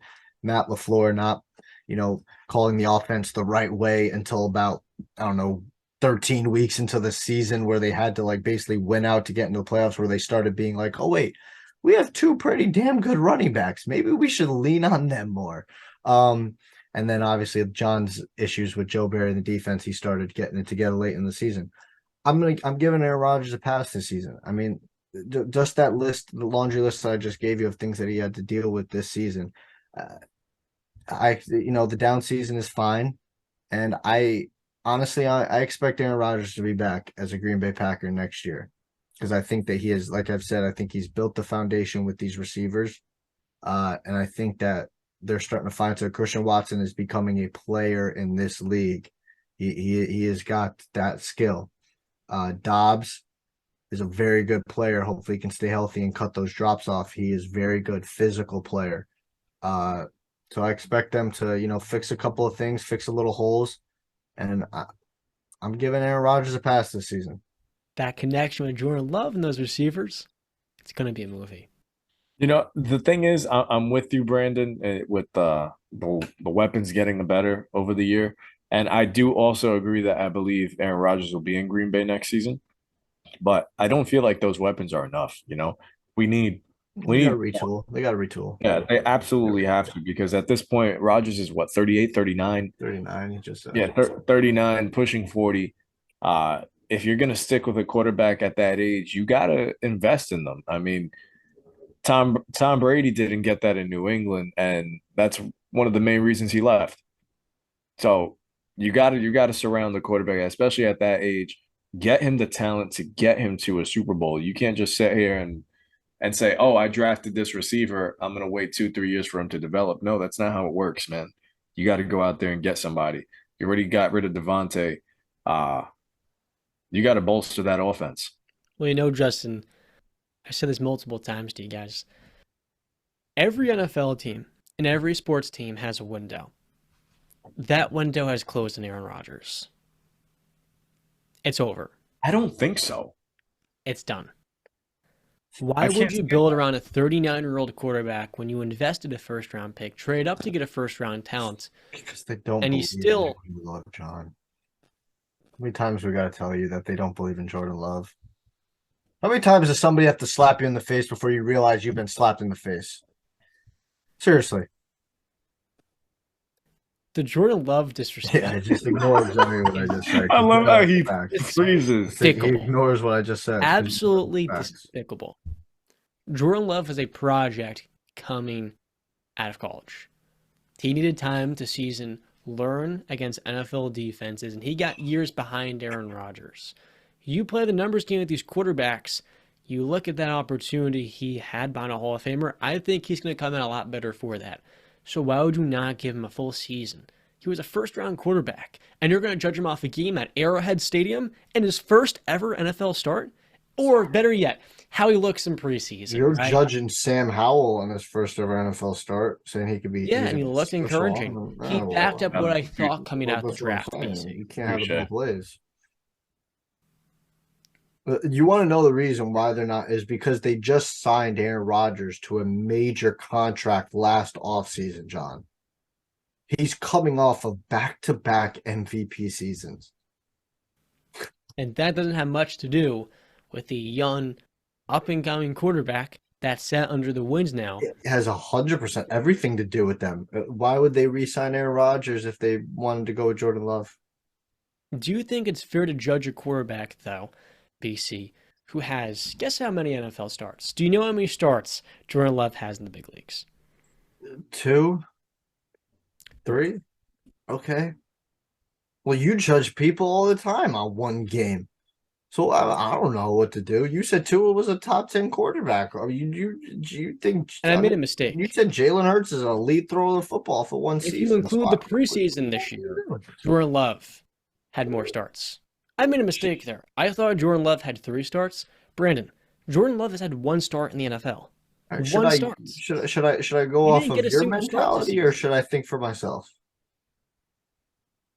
Because your mentality is, I mean, I don't know. Either Jordan Love, you're like, well, we're not going to judge him on that one game. But Sam Howell, I mean, did you see him against the Cowboys? He had a special arm and this, but they're not every quarterback, buddy, is a one-size-fits-all approach. Jordan Love was a project that needed time. Going up against Steve Spagnuolo and one of the better defenses at Arrowhead in your first ever NFL Cowboys. You have no chemistry with Devontae Adams. That's a pretty tall task. And Jordan Love nearly beat the Chiefs in that game. He nearly beat Patrick Mahomes. That was pretty encouraging. We've seen a lot of good, and we've seen a lot of things he can work on. Win a full season of games where he can learn from his own tape, see what he's missing, and how to build off of that, further enhance his development. No, I'd rather go with Aaron Rodgers. Yeah. Say it again? I said I'd rather go with Aaron Rodgers. I'd rather go with Aaron Rodgers. Do you think Aaron Rodgers? Let's ask him this. Do you think Aaron Rodgers is going to fall off a cliff next season? Aaron Rodgers could retire tomorrow, buddy. All right, but we're going off the assumption that he's going to stay. There is no assumption. We do not know. It's Aaron Rodgers, one of the most eccentric athletes. Literally, this entire episode has been hypotheticals. All right, so either make up your mind. I just told you. Aaron Rodgers could retire this offseason. Yeah. If he plays next season, what kind of Aaron Rodgers do you think we see? He's not a quarterback that's carrying the Packers to the playoffs. He didn't this season. So you think Aaron Rodgers' top 10 days are behind him? Not necessarily, but a top 10 quarterback becoming one of the best in the NFL. The Lions are top 10 the Vikings just won 13 games, and the Bears next season are a candidate to jump up to 6, 7, 8 wins. A top 10 quarterback is going to lead a team towards a playoff appearance, I would say. The Lions are the best team in the NFC North. The Vikings are the second best team, and the Packers are the third. Mm-hmm. And with no pressure by ownership, I don't know about that. There's a pretty real case next season. We don't see a whole lot of change in the offseason.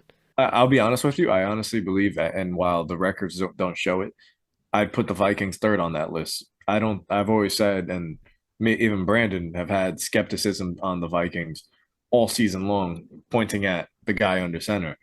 I think the Packers showed you what they did to the Vikings a couple weeks ago. I think that's the real truth. This is where,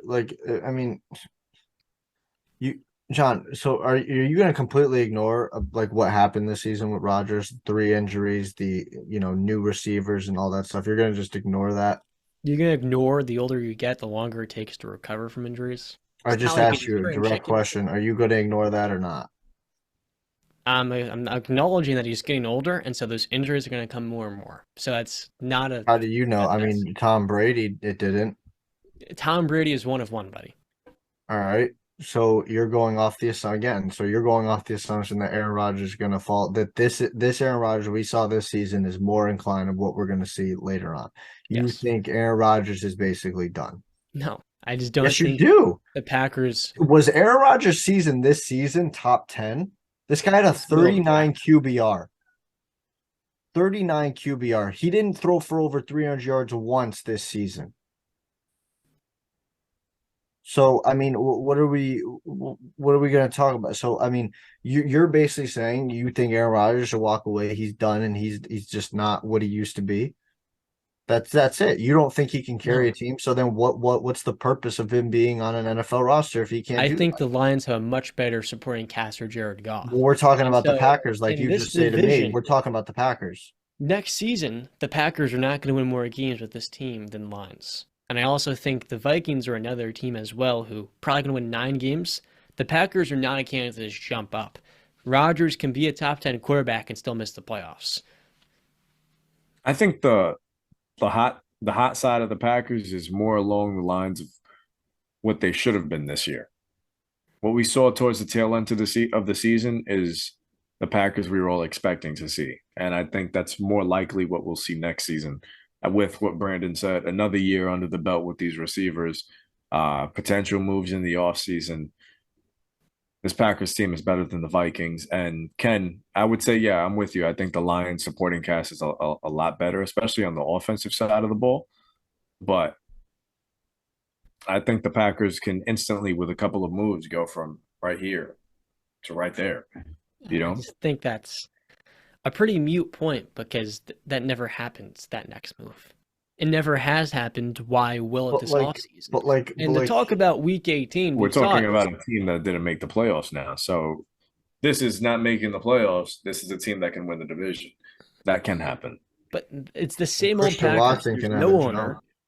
The general manager he actually had a pretty good draft the way it developed. That's Quay Walker not being able to control his anger. Generally speaking, I think there's a pretty good case next year for the Packers. Brian Gutekunst is still the GM. And that's the same guy who has been rumored to make many moves. And the biggest move he made this year was what move? None. Okay. So you can talk about the Packers making the next move. It's not going to happen. Christian Watson has become a real player in this league. Dobbs is making progress. Like you said before, that wasn't enough with their injuries. No, I'm talking next season. So you think that they're just going to be the same players? You don't think they're going to make any jumps whatsoever as individual players next season? I think the Packers can improve. No, I'm talking about those two players individually. They can, and that's still not going to move the needle with the Lions and the Vikings. It just won't.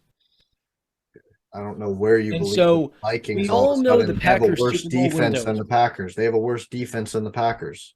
The Lions' defense? The Vikings. Oh, the Vikings. The Lions are iffy. The Lions can come and go. Could be gone next season, and the Lions in their totality, John. The Lions in totality have been a terrible defense. And the Lions in totality swept the Packers this season. That's fine. So, that's only the second time it's ever happened in Aaron Rodgers' entire career. You can talk yourself into Green Bay. It's over. It's done. It's not. You're holding on to something. They were just about to be in the playoffs. And guess what happened in the biggest game of their season? At home. Yeah, they lost. Because of turnovers. It came down to 2 turnovers. That's it. That was deciding the game. 2 turnovers decided that game. That's it. You take away one of those turnovers, they don't lose that game.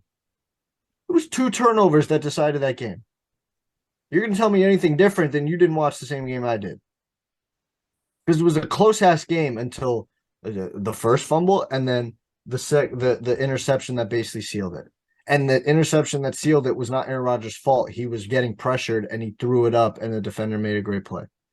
So, again, I mean, inches, John. You're really not looking at the whole picture. The one game away from being in the playoffs after a team that was, 4-8 at one point? I don't know, man. I don't know where your faith in the Vikings come from. I think they're going to take a down step next year because they have a really good record this year. I don't think they're going to replicate what they did this year next year. I really don't. I think they're really switching defensive. I think the Lions take a step forward, but I think the Packers are right there with the Lions. I don't see Aaron Rodgers getting swept by the Lions again. That's the first time it's ever happened in his career, unless you count the one where he only attempted 5 passes in like 2016 or 15. But that's the first time it's ever happened in his career where he got swept by the Lions. And he was injured, had dealt with 3 injuries. He's going to be healthy next season. And you want to bring up, he's older. Year, right? Is he going to be injured again? Yeah. Well, we're going off of hypotheticals, Don. Anybody can get injured. Anybody. Going off of basic biology. Patrick Mahomes could break his freaking arm. Knock on wood, it doesn't happen. Break his arm, and then the season for the Chiefs is over. Anything can happen to these guys. I call it biology. He's 25 years old.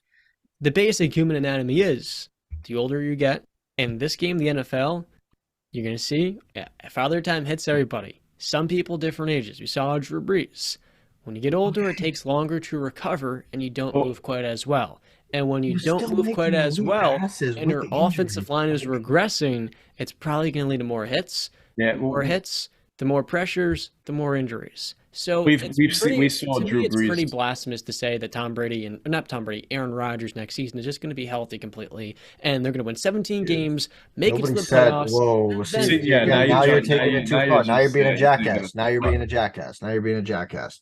And nobody said that. We said can he walk? Is he going to walk into the season healthy? Yes, he's going to walk in.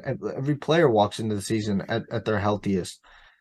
Again, you look at older players and say, oh, you're more likely to get injured. Any person who steps onto a goddamn football field is likely to get injured. From Patrick Mahomes to Tom Brady to the kicker to the punter to the long snapper. Anybody. There is Okay? nobody healthy right now. It does not, the injuries do not discriminate, my brother. They do not. Okay. Like I said, Patrick Mahomes, knock on wood, could break his arm that's a mute in the point. play. I don't know That's where you're not a going with mute that. point. You're making an argument that the older you get, the more injury prone you are. The longer it takes to recover, that's the fact. He still made pretty damn good throws with the injuries. So if he's able to do that with a fractured thumb and that's going to be healthy next season, I got faith in it. He played 2 healthy seasons 2 years ago. He just played 2 healthy seasons back-to-back MVPs. This is one you jump off instantly on Aaron Rodgers, but you jump on quickly for Brock Purdy or Tua Tagovailoa. I can't make sense with you. I don't know what goes on inside your head anymore. John loves I don't get it. It doesn't make any sense. Not true. One down Brock season, I'm Purdy. going Aaron Rodgers. He should And walk away. guess what? Not starting Tua caliber and Brock Purdy are Rodgers. both playing the playoffs, and Aaron Rodgers is watching. And they don't have hardware like Aaron Rodgers. So I mean, call me when they're a first ballot Hall of Famer. It's a pretty good point. That first ballot Hall of Famer is nearing the end. It's a pretty good point. I mean, Now, you talked before, I want to cover real quick. Teams that are going to take a step back next season. But I kind of want to say that for another show. Because the Jacksonville Jaguars won the AFC South last Saturday at home at TIAA Stadium. And I looked at that how game. is that? It's the name of their stadium.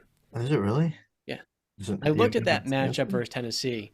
And there's an apology that's owed to the Jaguars, general manager, and Trent Baalke. From you, right? Not from me and Justin. From you, not us. Yeah, you just set yourself up. Because you weren't high on Doug Peterson, Dinkelberg. and I was. I wasn't high on Doug Peterson coming into the season, but by that I mean there was some skepticism. Coming off his last year in Philly, I didn't know necessarily how the Jaguars were going to look like early. Doug Peterson quickly emerged after a pretty rough midseason where they won a 5-game losing streak as a coach of the year because he won a division coming off a year, 2 years, the number 1 overall pick. You go from worst to first, and beyond that, you have an opportunity versus the Chargers to realistically win a playoff game. A year ago, the Jaguars' biggest moment was playing spoiler against the Colts. Now they're in that position. They won that Week 18 game, and they can make some pretty big noise and go maybe on a run here. I want to give a big shout out to Trent Baalke because when he signed Christian Kirk and Evan Ingram and Zay Jones the contracts with more guaranteed money than some people would have liked, a lot of people raised red flags and said the Jaguars are just spending like kids at a candy shop. All 3 of those receivers had career seasons. Evan Ingram emerged as a key piece for this offense. Christian Kirk, an even better slot receiver that was elevated by Trevor Lawrence. And then Zay Jones, man. The guy had himself a monster second half of the season. Game-winning touchdowns, 80 receptions. And really for this Jaguars offense, you add in Calvin Ridley for a return that wasn't a whole lot of conditional pick that at best would be a second rounder. At best, you have a number 1 receiver coming in next year, and without him this season, you already built so much headway. Trent Baalke, man, got a lot of disrespect, and I understood it at the time, but I was optimistic for this Jaguars team. I thought there was a chance, but I was definitely skeptical at the same time. It was a weird balance. I was skeptical on Doug Peterson, but I was a fan of some of the pieces they put around Trevor. And this year we saw Trevor maximize all those parts, and this Jaguars team is playing playoff football. Feels pretty good. Say I'm sorry. To who? The Jacksonville Jaguars as a whole. You know what? Just say sorry to Doug Peterson. That's it. Okay. I am sorry to the Super Bowl winning head coach Doug Peterson, a guy who with Nick Foles beat the New England Patriots and Tom Brady in the Super Bowl and went on to turn a Jaguars team that was the worst in football to a playoff caliber squad. He deserves a stamp of approval if he didn't already earn one from people like me that were still skeptical coming off a pretty down season when his entire team was hurt in Philadelphia. Doug Peterson, I believe in you, and I'm sorry. And look, man, you can change your tune on a guy depending on how it looks. This year for the Jaguars offense, they were able to overcome some rough slumps, and that really spoke to this team's resilience. So I'm going to ask you guys a quick question. As Georgia dominated TCU in the national championship game. That was terrible. Pretty bad. That game. Stenson Bennett, man. He's him. Can the Jaguars upset the Los Angeles Chargers? Oh, yeah. In wild card weekend? Oh, yeah. Oh, yeah. Can they? The better question is, will the Jaguars eliminate the Chargers, Justin Herbert, from playoff football this upcoming week? I don't want to give any. Go ahead. I don't want to give any spoilers to my pick, but we have our pick'ems for on Thursday. But I will tell you this: my pick. I'll just straight up say this. I don't care too much. I'm not gonna wait till Thursday to just say this. On Thursday. Can the Jaguars win? Absolutely. Absolutely they can. Will they win? No, they will not. I'm sorry, the season ends on Saturday, I believe. Saturday night. Yeah, I'm going to roll with the guy that I share a first name with. So shouts out to the Justins. I think Justin Herbert pulls this one off. Do you have any reservations after this last week against the Broncos, by any chance? The Chargers have been up and down all season. They haven't really given us consistent play. I don't think, to be honest with you, I wasn't surprised whatsoever by the fact that the Broncos kept it a good game, and let alone even won, because the Broncos have played neck and neck games with the Chiefs, played neck and neck games with the Chargers before, played neck and neck games with the Raiders. That when it comes to their divisional games, the Broncos had shown up. So I'm not shocked at all. I just do expect the Chargers to be balling, man. They need to step it up. Can't start off slow, and feed Keenan Allen, feed Austin Eckler, and I really think it's going to be a big day for Herbert, because that's the only way the Chargers are going to keep advancing. It's going to be on the back of him. We do got to say, I mean, Brandon Staley making another Class A dumbass decision, playing his starters basically the entire way through the game when you couldn't have moved and you were locked in at number 5. I mean,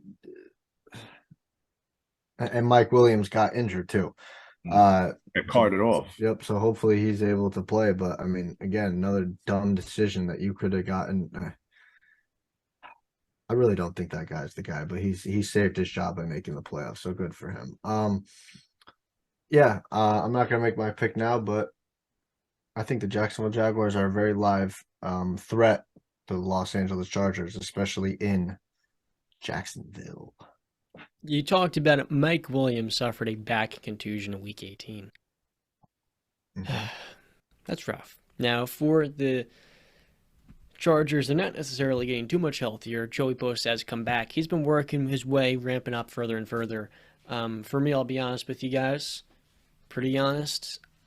I think a lot of people are sleeping on how explosive a unit this Jaguars offense is. The Titans did a great job on them in Week 18. Really limiting them. Explosive as this rain light is it's not a rain light. Whatever it is, the LED. Explosive like John's light. No, it's just way too hot. The Jaguars are going to beat the Chargers, in my eyes. I think this Jaguars offense is going to dominate them, quite frankly. I consider this being a high-scoring game, probably somewhere around 31-24. It's not that high-scoring, but I have a lot of faith in Trevor Lawrence and Travis Etienne to feast against one of the worst rush defenses in football. A secondary this year that's been banged up, and honestly, you talked about it before, Brian. The Brandon Staley defense is not something I have a whole lot of faith in, but he was also missing his best defender for most of the season. So Joey Bosa here is the clear X factor. I think, Justin, that was your, speaking of awards, I think that was your Defensive Player of the Year pick of the season, right? Joey Bosa? Yeah, I believe so. I thought I had Max Crosby. Max Crosby was my runner-up, but so getting him back is huge. It will be a close game, but at this current point, we'll see the injury report later this week. We'll collect our thoughts more and more. I think the Jaguars at home should be favored. I believe they will be, and ultimately, I think they're going to get the win. They're not favored. Chargers are -1 favorites. Nice. That's a weird pick. Weird line. That's not. I think we got to give some respect to the Chargers, this Chargers group. Like I said, well, not even like I said. So this is a team that you guys had high expectations on going into the season. While yeah, they haven't, reached those expectations. Brandon had them playing. Did you have them in the Super Bowl or an AFC Championship game Yeah, I initially? forget. It was either them or the Bengals. But I think we all had them booked for an AFC Championship game appearance. We all expected a lot, and the reason why we picked them was number one was Justin Herbert. The guy has not regressed. He's still him. His team has regressed around him, sure, but I still believe it's the playoffs now. Everybody's 0-0. Anybody can go on a run here, and you know what? I'll be honest with you. Out of all the quarterbacks in the AFC, towards that bottom tier, that 5, 6, 7 slots.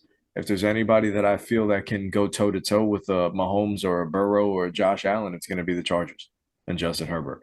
So book them for that. It's going to be a show. I hope so. Now, one team we're going to shift over to the NBA that's been a popping topic in sports is the Brooklyn Nets. Winners of 18 of the last 20 games. But that's not what we're talking about right now, because Kevin Durant with a sprained MCL is looking to miss around the next month. This is an injury he has had 2 times in the past, and he's returned from last season specifically when the Nets, without him, went on an 11-game losing streak. They're 5-16 without Kevin Durant last season. And this year, they built some head of steam. They're currently a top 3 seed, and without KD for the next couple of weeks, you're losing a 30-point per game score. An all-league defender, arguably the MVP. I think the best player in the East so far this year.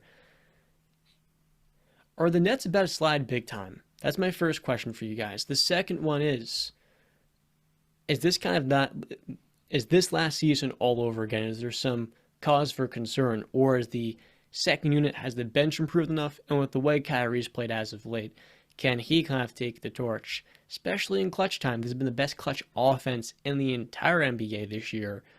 I want to know what you think first, Justin. I don't love the Brooklyn Nets, but I do love what this team has been doing. I've been high on them from the beginning of the year. I said that this can be a title contender, and that doesn't change my mind. Kevin Durant going to be out for a little bit. Kyrie's still playing out of his mind. I think the team has built an insane amount of chemistry. They're playing well. They're clicking on all cylinders, and I think they're just going to get better. I think, yeah, they'll stumble because you're missing probably the best player in the NBA up to this point, but I don't think that they're going to slide. No. Can they play over 500 basketball? Yes. I don't know how long KD, they said he'll be reevaluated in about 2 weeks. Am I right? Mm-hmm. So I could see Kyrie Irving leading this team to plenty of victories. This is one of the best teams in the NBA. And it's insane to me that people came into the season saying Kevin Durant and Kyrie on the same team may not be enough. No, it damn sure is. They're a deadly duo, and they're proving it. No. It's not enough. I don't really care. It's not enough, but if you get into a playoff series with this Brooklyn Nets team, I guarantee your team is shook. I think the real question here is currently they're the number 2 seed. Do they slide down far enough out to the top 4 where they have a much worse playoff position and hence they have worse seeding, I guess, a tougher road in the postseason? BC, carry on. I mean, that doesn't really matter to me right now. I mean, we got a long ways to go before the end of the season anyway. For me, it's just personally when they run into that team, Milwaukee or Boston, they're going to lose. They do not have the depth to stack up with. They don't have the size to, Yeah, they don't have. Yep, they don't have the size to stack up with. I mean, okay. I still stand by my point. I've been proven right since this dynamic duo signed together when I said this team will not win a championship, and they haven't even gotten to a finals appearance. So something will go wrong, whether that be an injury. I'm not hoping for it, but we both know Kyrie and KD's injury history. We know basically the entire Brooklyn Nets injury history. We know that KD, not the leader, Kyrie, not the leader. don't really. I'm sorry, I'm not getting moved off of them winning regular season games. Congratulations. And when it comes to the playoffs, they're not. What? What? You mean the same thing that you were saying before the season, John? Buddy, Literally the same exact thing. Buddy, what? Who the hell is guarding when Steve Giannis? Nash was their head coach and the team wasn't bought in, I was out. Okay. Since Jacques Vanas took over, they've completely You changed. tell me. You try to explain to me how they're going to be a real contender because I'm not buying anything you are selling. You're selling snake. Say that out oil to me. loud. Say that one more time. The Brooklyn sa- Nets are not a contender. Say it with some. The, the, the, the, the, the Brooklyn Nets are not a contender.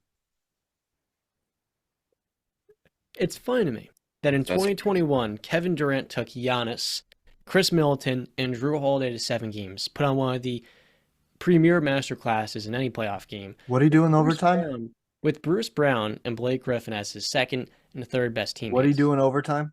After playing 49 to 52 minutes, What do he you had do 0 in points overtime? Okay, then. Because you're when you using play the in you're an using the 82 energy game as an regular excuse. season. John, don't even argue it because you know what? He'll be proven wrong in April when this Brooklyn Nets team is healthy going into the playoffs. It's foolish, And Justin. Kevin Durant and Kyrie are balling out. Because Chris And- Middleton this season has played 7 games.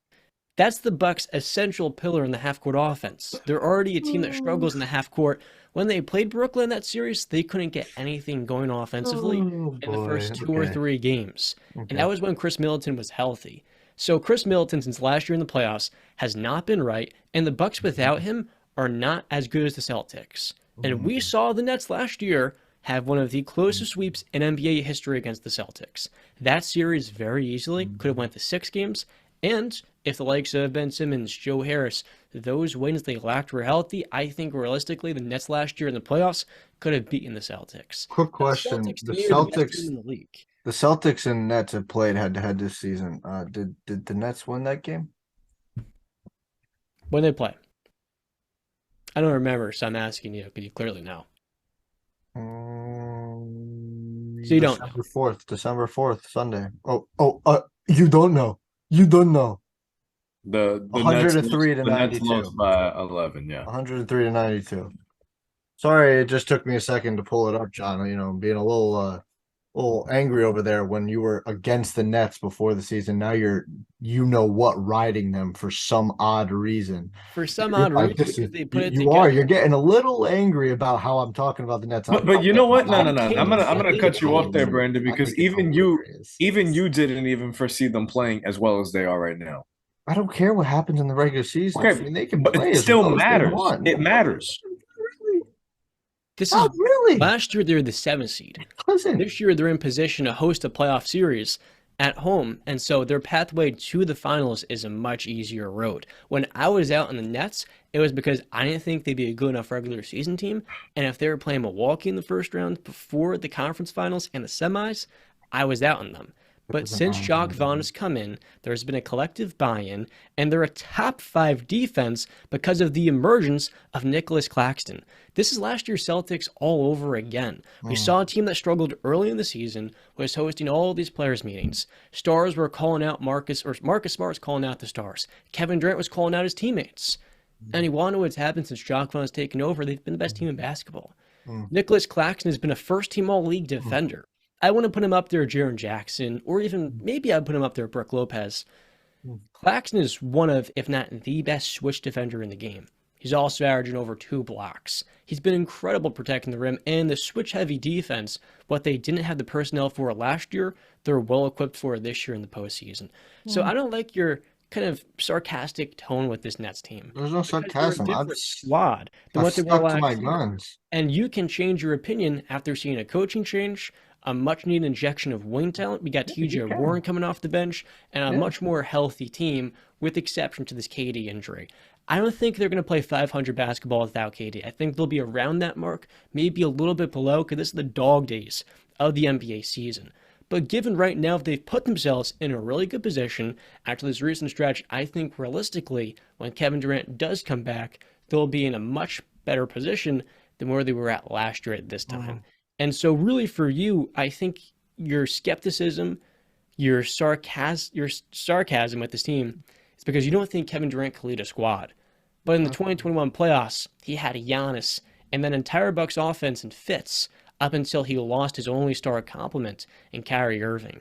Kyrie has cooled down a little bit recently, has come back to earth, but this has been the best clutch team in basketball. They've been a resilient bunch playing together, and all of those concerns have really changed. And they're a better team than where they were in 2021, when they were a contender. Why are you bringing up They 2021? were one play away from the conference finals, and if they played the Hawks, they're going to the finals and probably win a championship that season. So the Nets are a contender. Kevin Durant has led a finals team before as a two-time finals MVP. I think it's pretty realistic he can put himself in that position again this He's year. not the leader of those Golden State teams, and you know it. Well, he was the best player on. Not in my opinion. No, that's fine. Your opinion is your opinion. Steph And it Curry. stinks. I don't think so. Steph Curry is better ranked, highly ranked all time. Is he not? Were there not discussions of Steph Curry being a top 10 player? He He won the is. finals MVP. All right, then. So Of my all point time, would be- it's a different story. The best player well, on that team. it was Steph Curry because the offense ran through Steph They Curry. lost to the Raptors because Kevin Durant went down. And Klay Thompson too. Did you forget Klay also went down too? They win the series if Kevin Durant is They on. went what 6 games? Did they go 6 games without Klay and KD?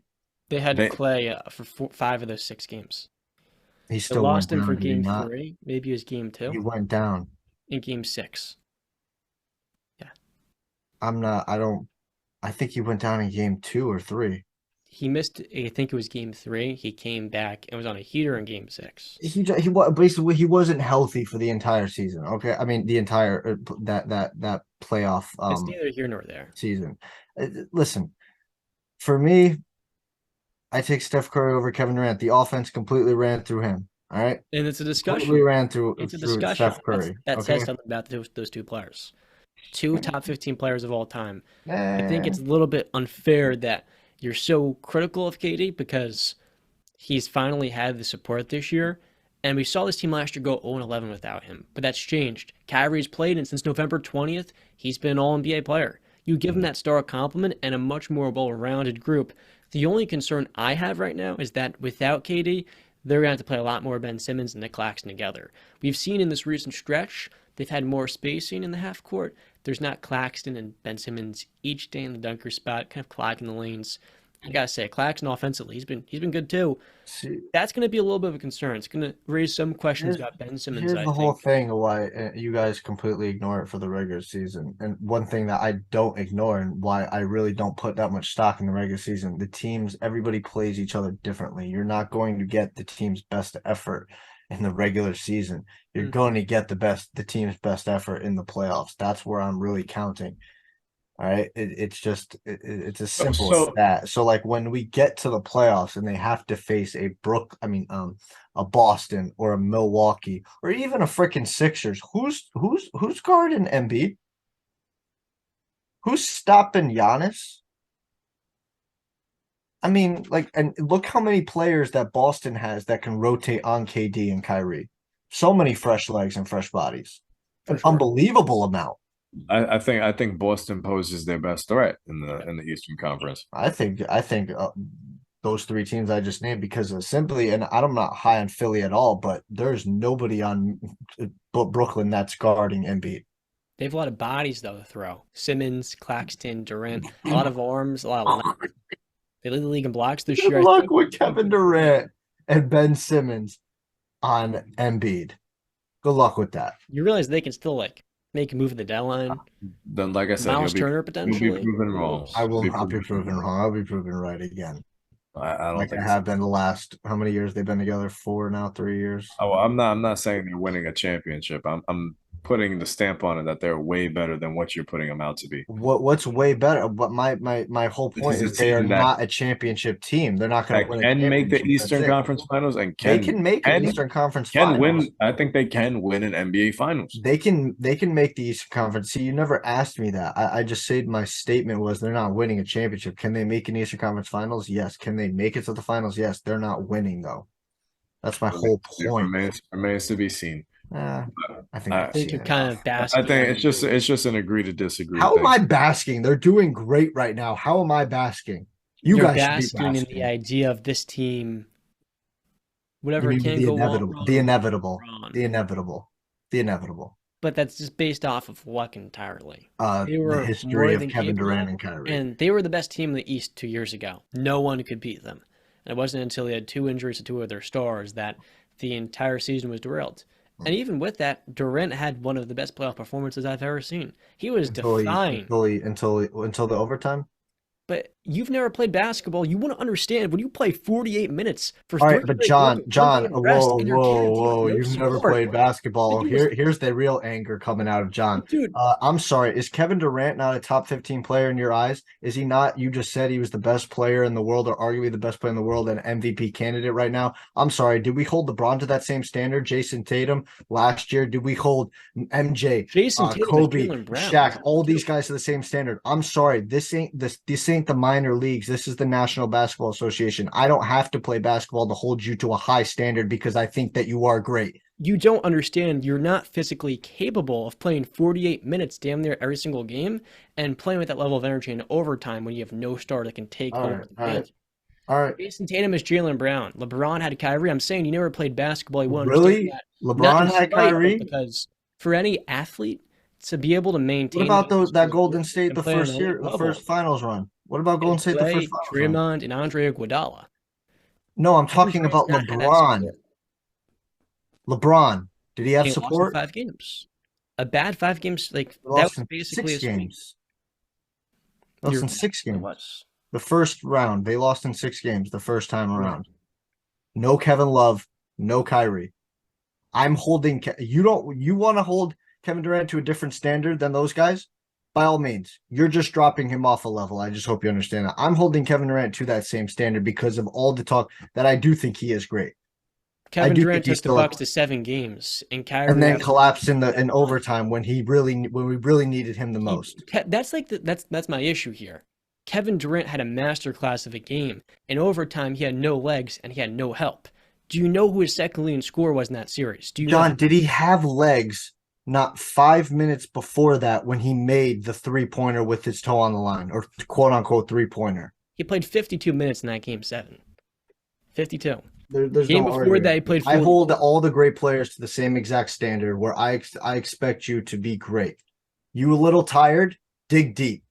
Buddy, dig deep.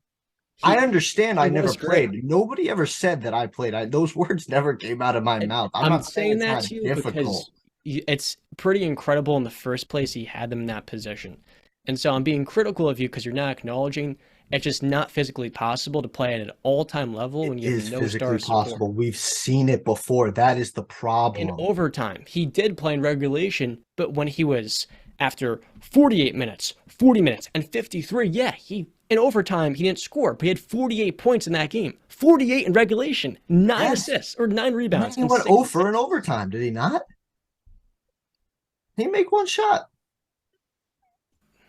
You don't get it, man. There's no end to this argument. I mean, I'm just saying, I would hold LeBron to the same exact standard. If LeBron did that, I would hold him to the same exact standard. I hold all the great players to the same exact players. I'm not saying he wasn't incredible, but in that overtime, he was not. He choked it. He didn't choke. He ran out of gas like any human being would. You're just not physically capable at that point. That's over 150 minutes in less than a week. That's over 150 minutes against a Finals MVP and a team that year that was incredible. That's pretty impressive. That's why I'm so critical. I'm not taking that disrespect. It is impressive. I'm not going to listen to that. It is impressive. Never said it wasn't impressive. I'm just stating the fact. I never said it wasn't impressive. I mean, you could roll the tape back. You're going to edit it. Find me the time where I said it wasn't impressive. I just said that I'm just stating facts of what he did in overtime. Never said it wasn't impressive what he did in the regulation. Again, I think you're missing my entire point, but you're going to edit this and you can listen back. I'm holding him to the same exact standard I would hold every other great player. It's not just Kevin Durant. So it's just not. It would be any other. Steph Curry, LeBron James, Michael Jordan, Kobe Bryant, Shaquille O'Neal, Dwayne Wade, Larry Bird, name them. Doesn't matter. Any of them. In Game 1 of the 2018 NBA Finals, LeBron James had a masterclass performance, and J.R. Smith made a mistake at the end of the game. The game went to overtime. George Hill missed a free throw. Yeah. Exactly. The game went to overtime. And then he choked it. The Cavs lost and got swept in that series. Yes. That was in game 1. Kevin Durant in game 7 had a almost equally as impressive performance of 48 points. LeBron also went to 10 straight NBA finals. And I still hold him to the same exact standard. If he were to gas out, people would go after him too. Like, this is not news, John. LeBron went to 8 straight finals, and 8 straight. Sorry, not 10. 8 that straight. 8th year, he ran out of gas the same way Kevin Durant did, because the human body, after an 82 game, he didn't run out of gas. He was outmatched and outgunned. Same thing as Kevin Durant, but Kevin Durant didn't get swept. He went to 7 games. So you're making the argument Kevin Durant's better than LeBron James now. That's why I'm saying Kevin Durant is in that same category of all-time playoff performances. And I think it's a little bit unfair, the standard you hold him to, because not many NBA fans realize, that's why I said, you've never played basketball, because not many people fully recognize how hard it is physically, the demand on your body, when you've played 48 minutes every single game with no rest and no help, and you have to do literally everything. And so Kevin Durant played at that same level of a LeBron James or Steph Curry in that playoff series. Yeah. Until overtime. Okay. Where I guess he ran out of gas. With all that being said, would you guys like to add anything else in? One thing, yesterday, I don't know if it was yesterday or today, but we found out that MLB reliever, all-star closer is going to step away from the game for a little bit. Liam Hendriks came out. He has non-Hodgkin's lymphoma. One of baseball's more electric players on the field, one of the guys that you always want to see there on the mound, shutting the game down with absolute confidence when you see Liam Hendriks go onto the mound. So just want to say from the baseball community, we love you, Liam. Can't wait to see you back on the field, and we're all praying for you, man. Hope that you and your family get through this, and we have no doubt that you will. That's all I got, fellas. I want to shout out Damar Hamlin real quick. He was officially transported back to Buffalo a week after Monday night. And as a sports fan, you guys saw it against the Patriots. That was something special on Sunday. I mean, I was at the gym and I remember hearing the Bills in the first play of the game returned a touchdown on the kickoff. And I watched Nyheim Hines take it. I said, wow, that's special. And then he took another one in the second half. The first player since Leon Washington in 2010. That game for the Bills meant something, and it was a really special spiritual moment for many of us to really get to embrace. And I just want to say prayers up, continuing to keep Damar Hamlin in our thoughts. It's pretty awesome to see everything for him. It's gone as well as you could hope for after such a tough, tragic day. And really, that's one of the coolest stories I think I've ever seen, one of the coolest developments. And it's awesome, man. Mm-hmm. It was, credit also goes Josh Allen being a leader of that team. They say, he was instrumental in getting the team ready for this game too. So that dude played big time. That throw he made to Stephon Diggs down the sideline, absolutely incredible. This Bills team is scary. And yeah, just like you said, prayers up to Hamlin. Glad to see that he's getting better and God's answering our prayers. And so that's just great to see. Shout out to Denny Kellington as well. Denny Kellington, who was credited with saving Damar's life with CPR. I feel like oftentimes you kind of overlook the job they do. Trainers, man, they're huge. I guess Quay Walker doesn't understand that. But for the most part, I mean, I think most of us appreciate them. Let's kind of, I don't really like that everybody's been dogging Quay Walker. Let's not attack a man in his lowest moments. Second time he's done it this season, but I get what you're saying. I know, but come on. Yeah, no, I'm sorry. Everybody makes mistakes. Twice, it's crazy to me, but neither here nor there. You can make a mistake twice. Let's just, He made a mistake. He owned up to it. He said he apologized to the trainer. So it's between them, between two men. No doubt. Let's see that he apologized. But with all that being said, I didn't get to say anything. First off, prayers to Damar Hamlin. I'm happy I'm seeing the good signs, but I do love that I got under Justin and John's skin towards the end of this episode about the Brooklyn Nets. I think that was pretty funny for me. Didn't get under my skin. I got a little bit under your skin. It's just rinse and repeat to me, so that's why I look forward for it to stop. It's not going to stop. I only got disappointed in you when you criticized Kevin Durant for going scoreless in overtime. I felt that was really unfair and really upsetting. They might make a Twitter burner account to really just dig in on it. Just like Kevin Durant. Just like Kevin Durant. Ed? That'll wrap up episode number 64 of the Wise Guys podcast. We went for over 2.5 hours. So if you guys enjoyed, be sure to like and follow for more content like this. And as always, we'll see you next time. Stay classy. Walla walla hoo.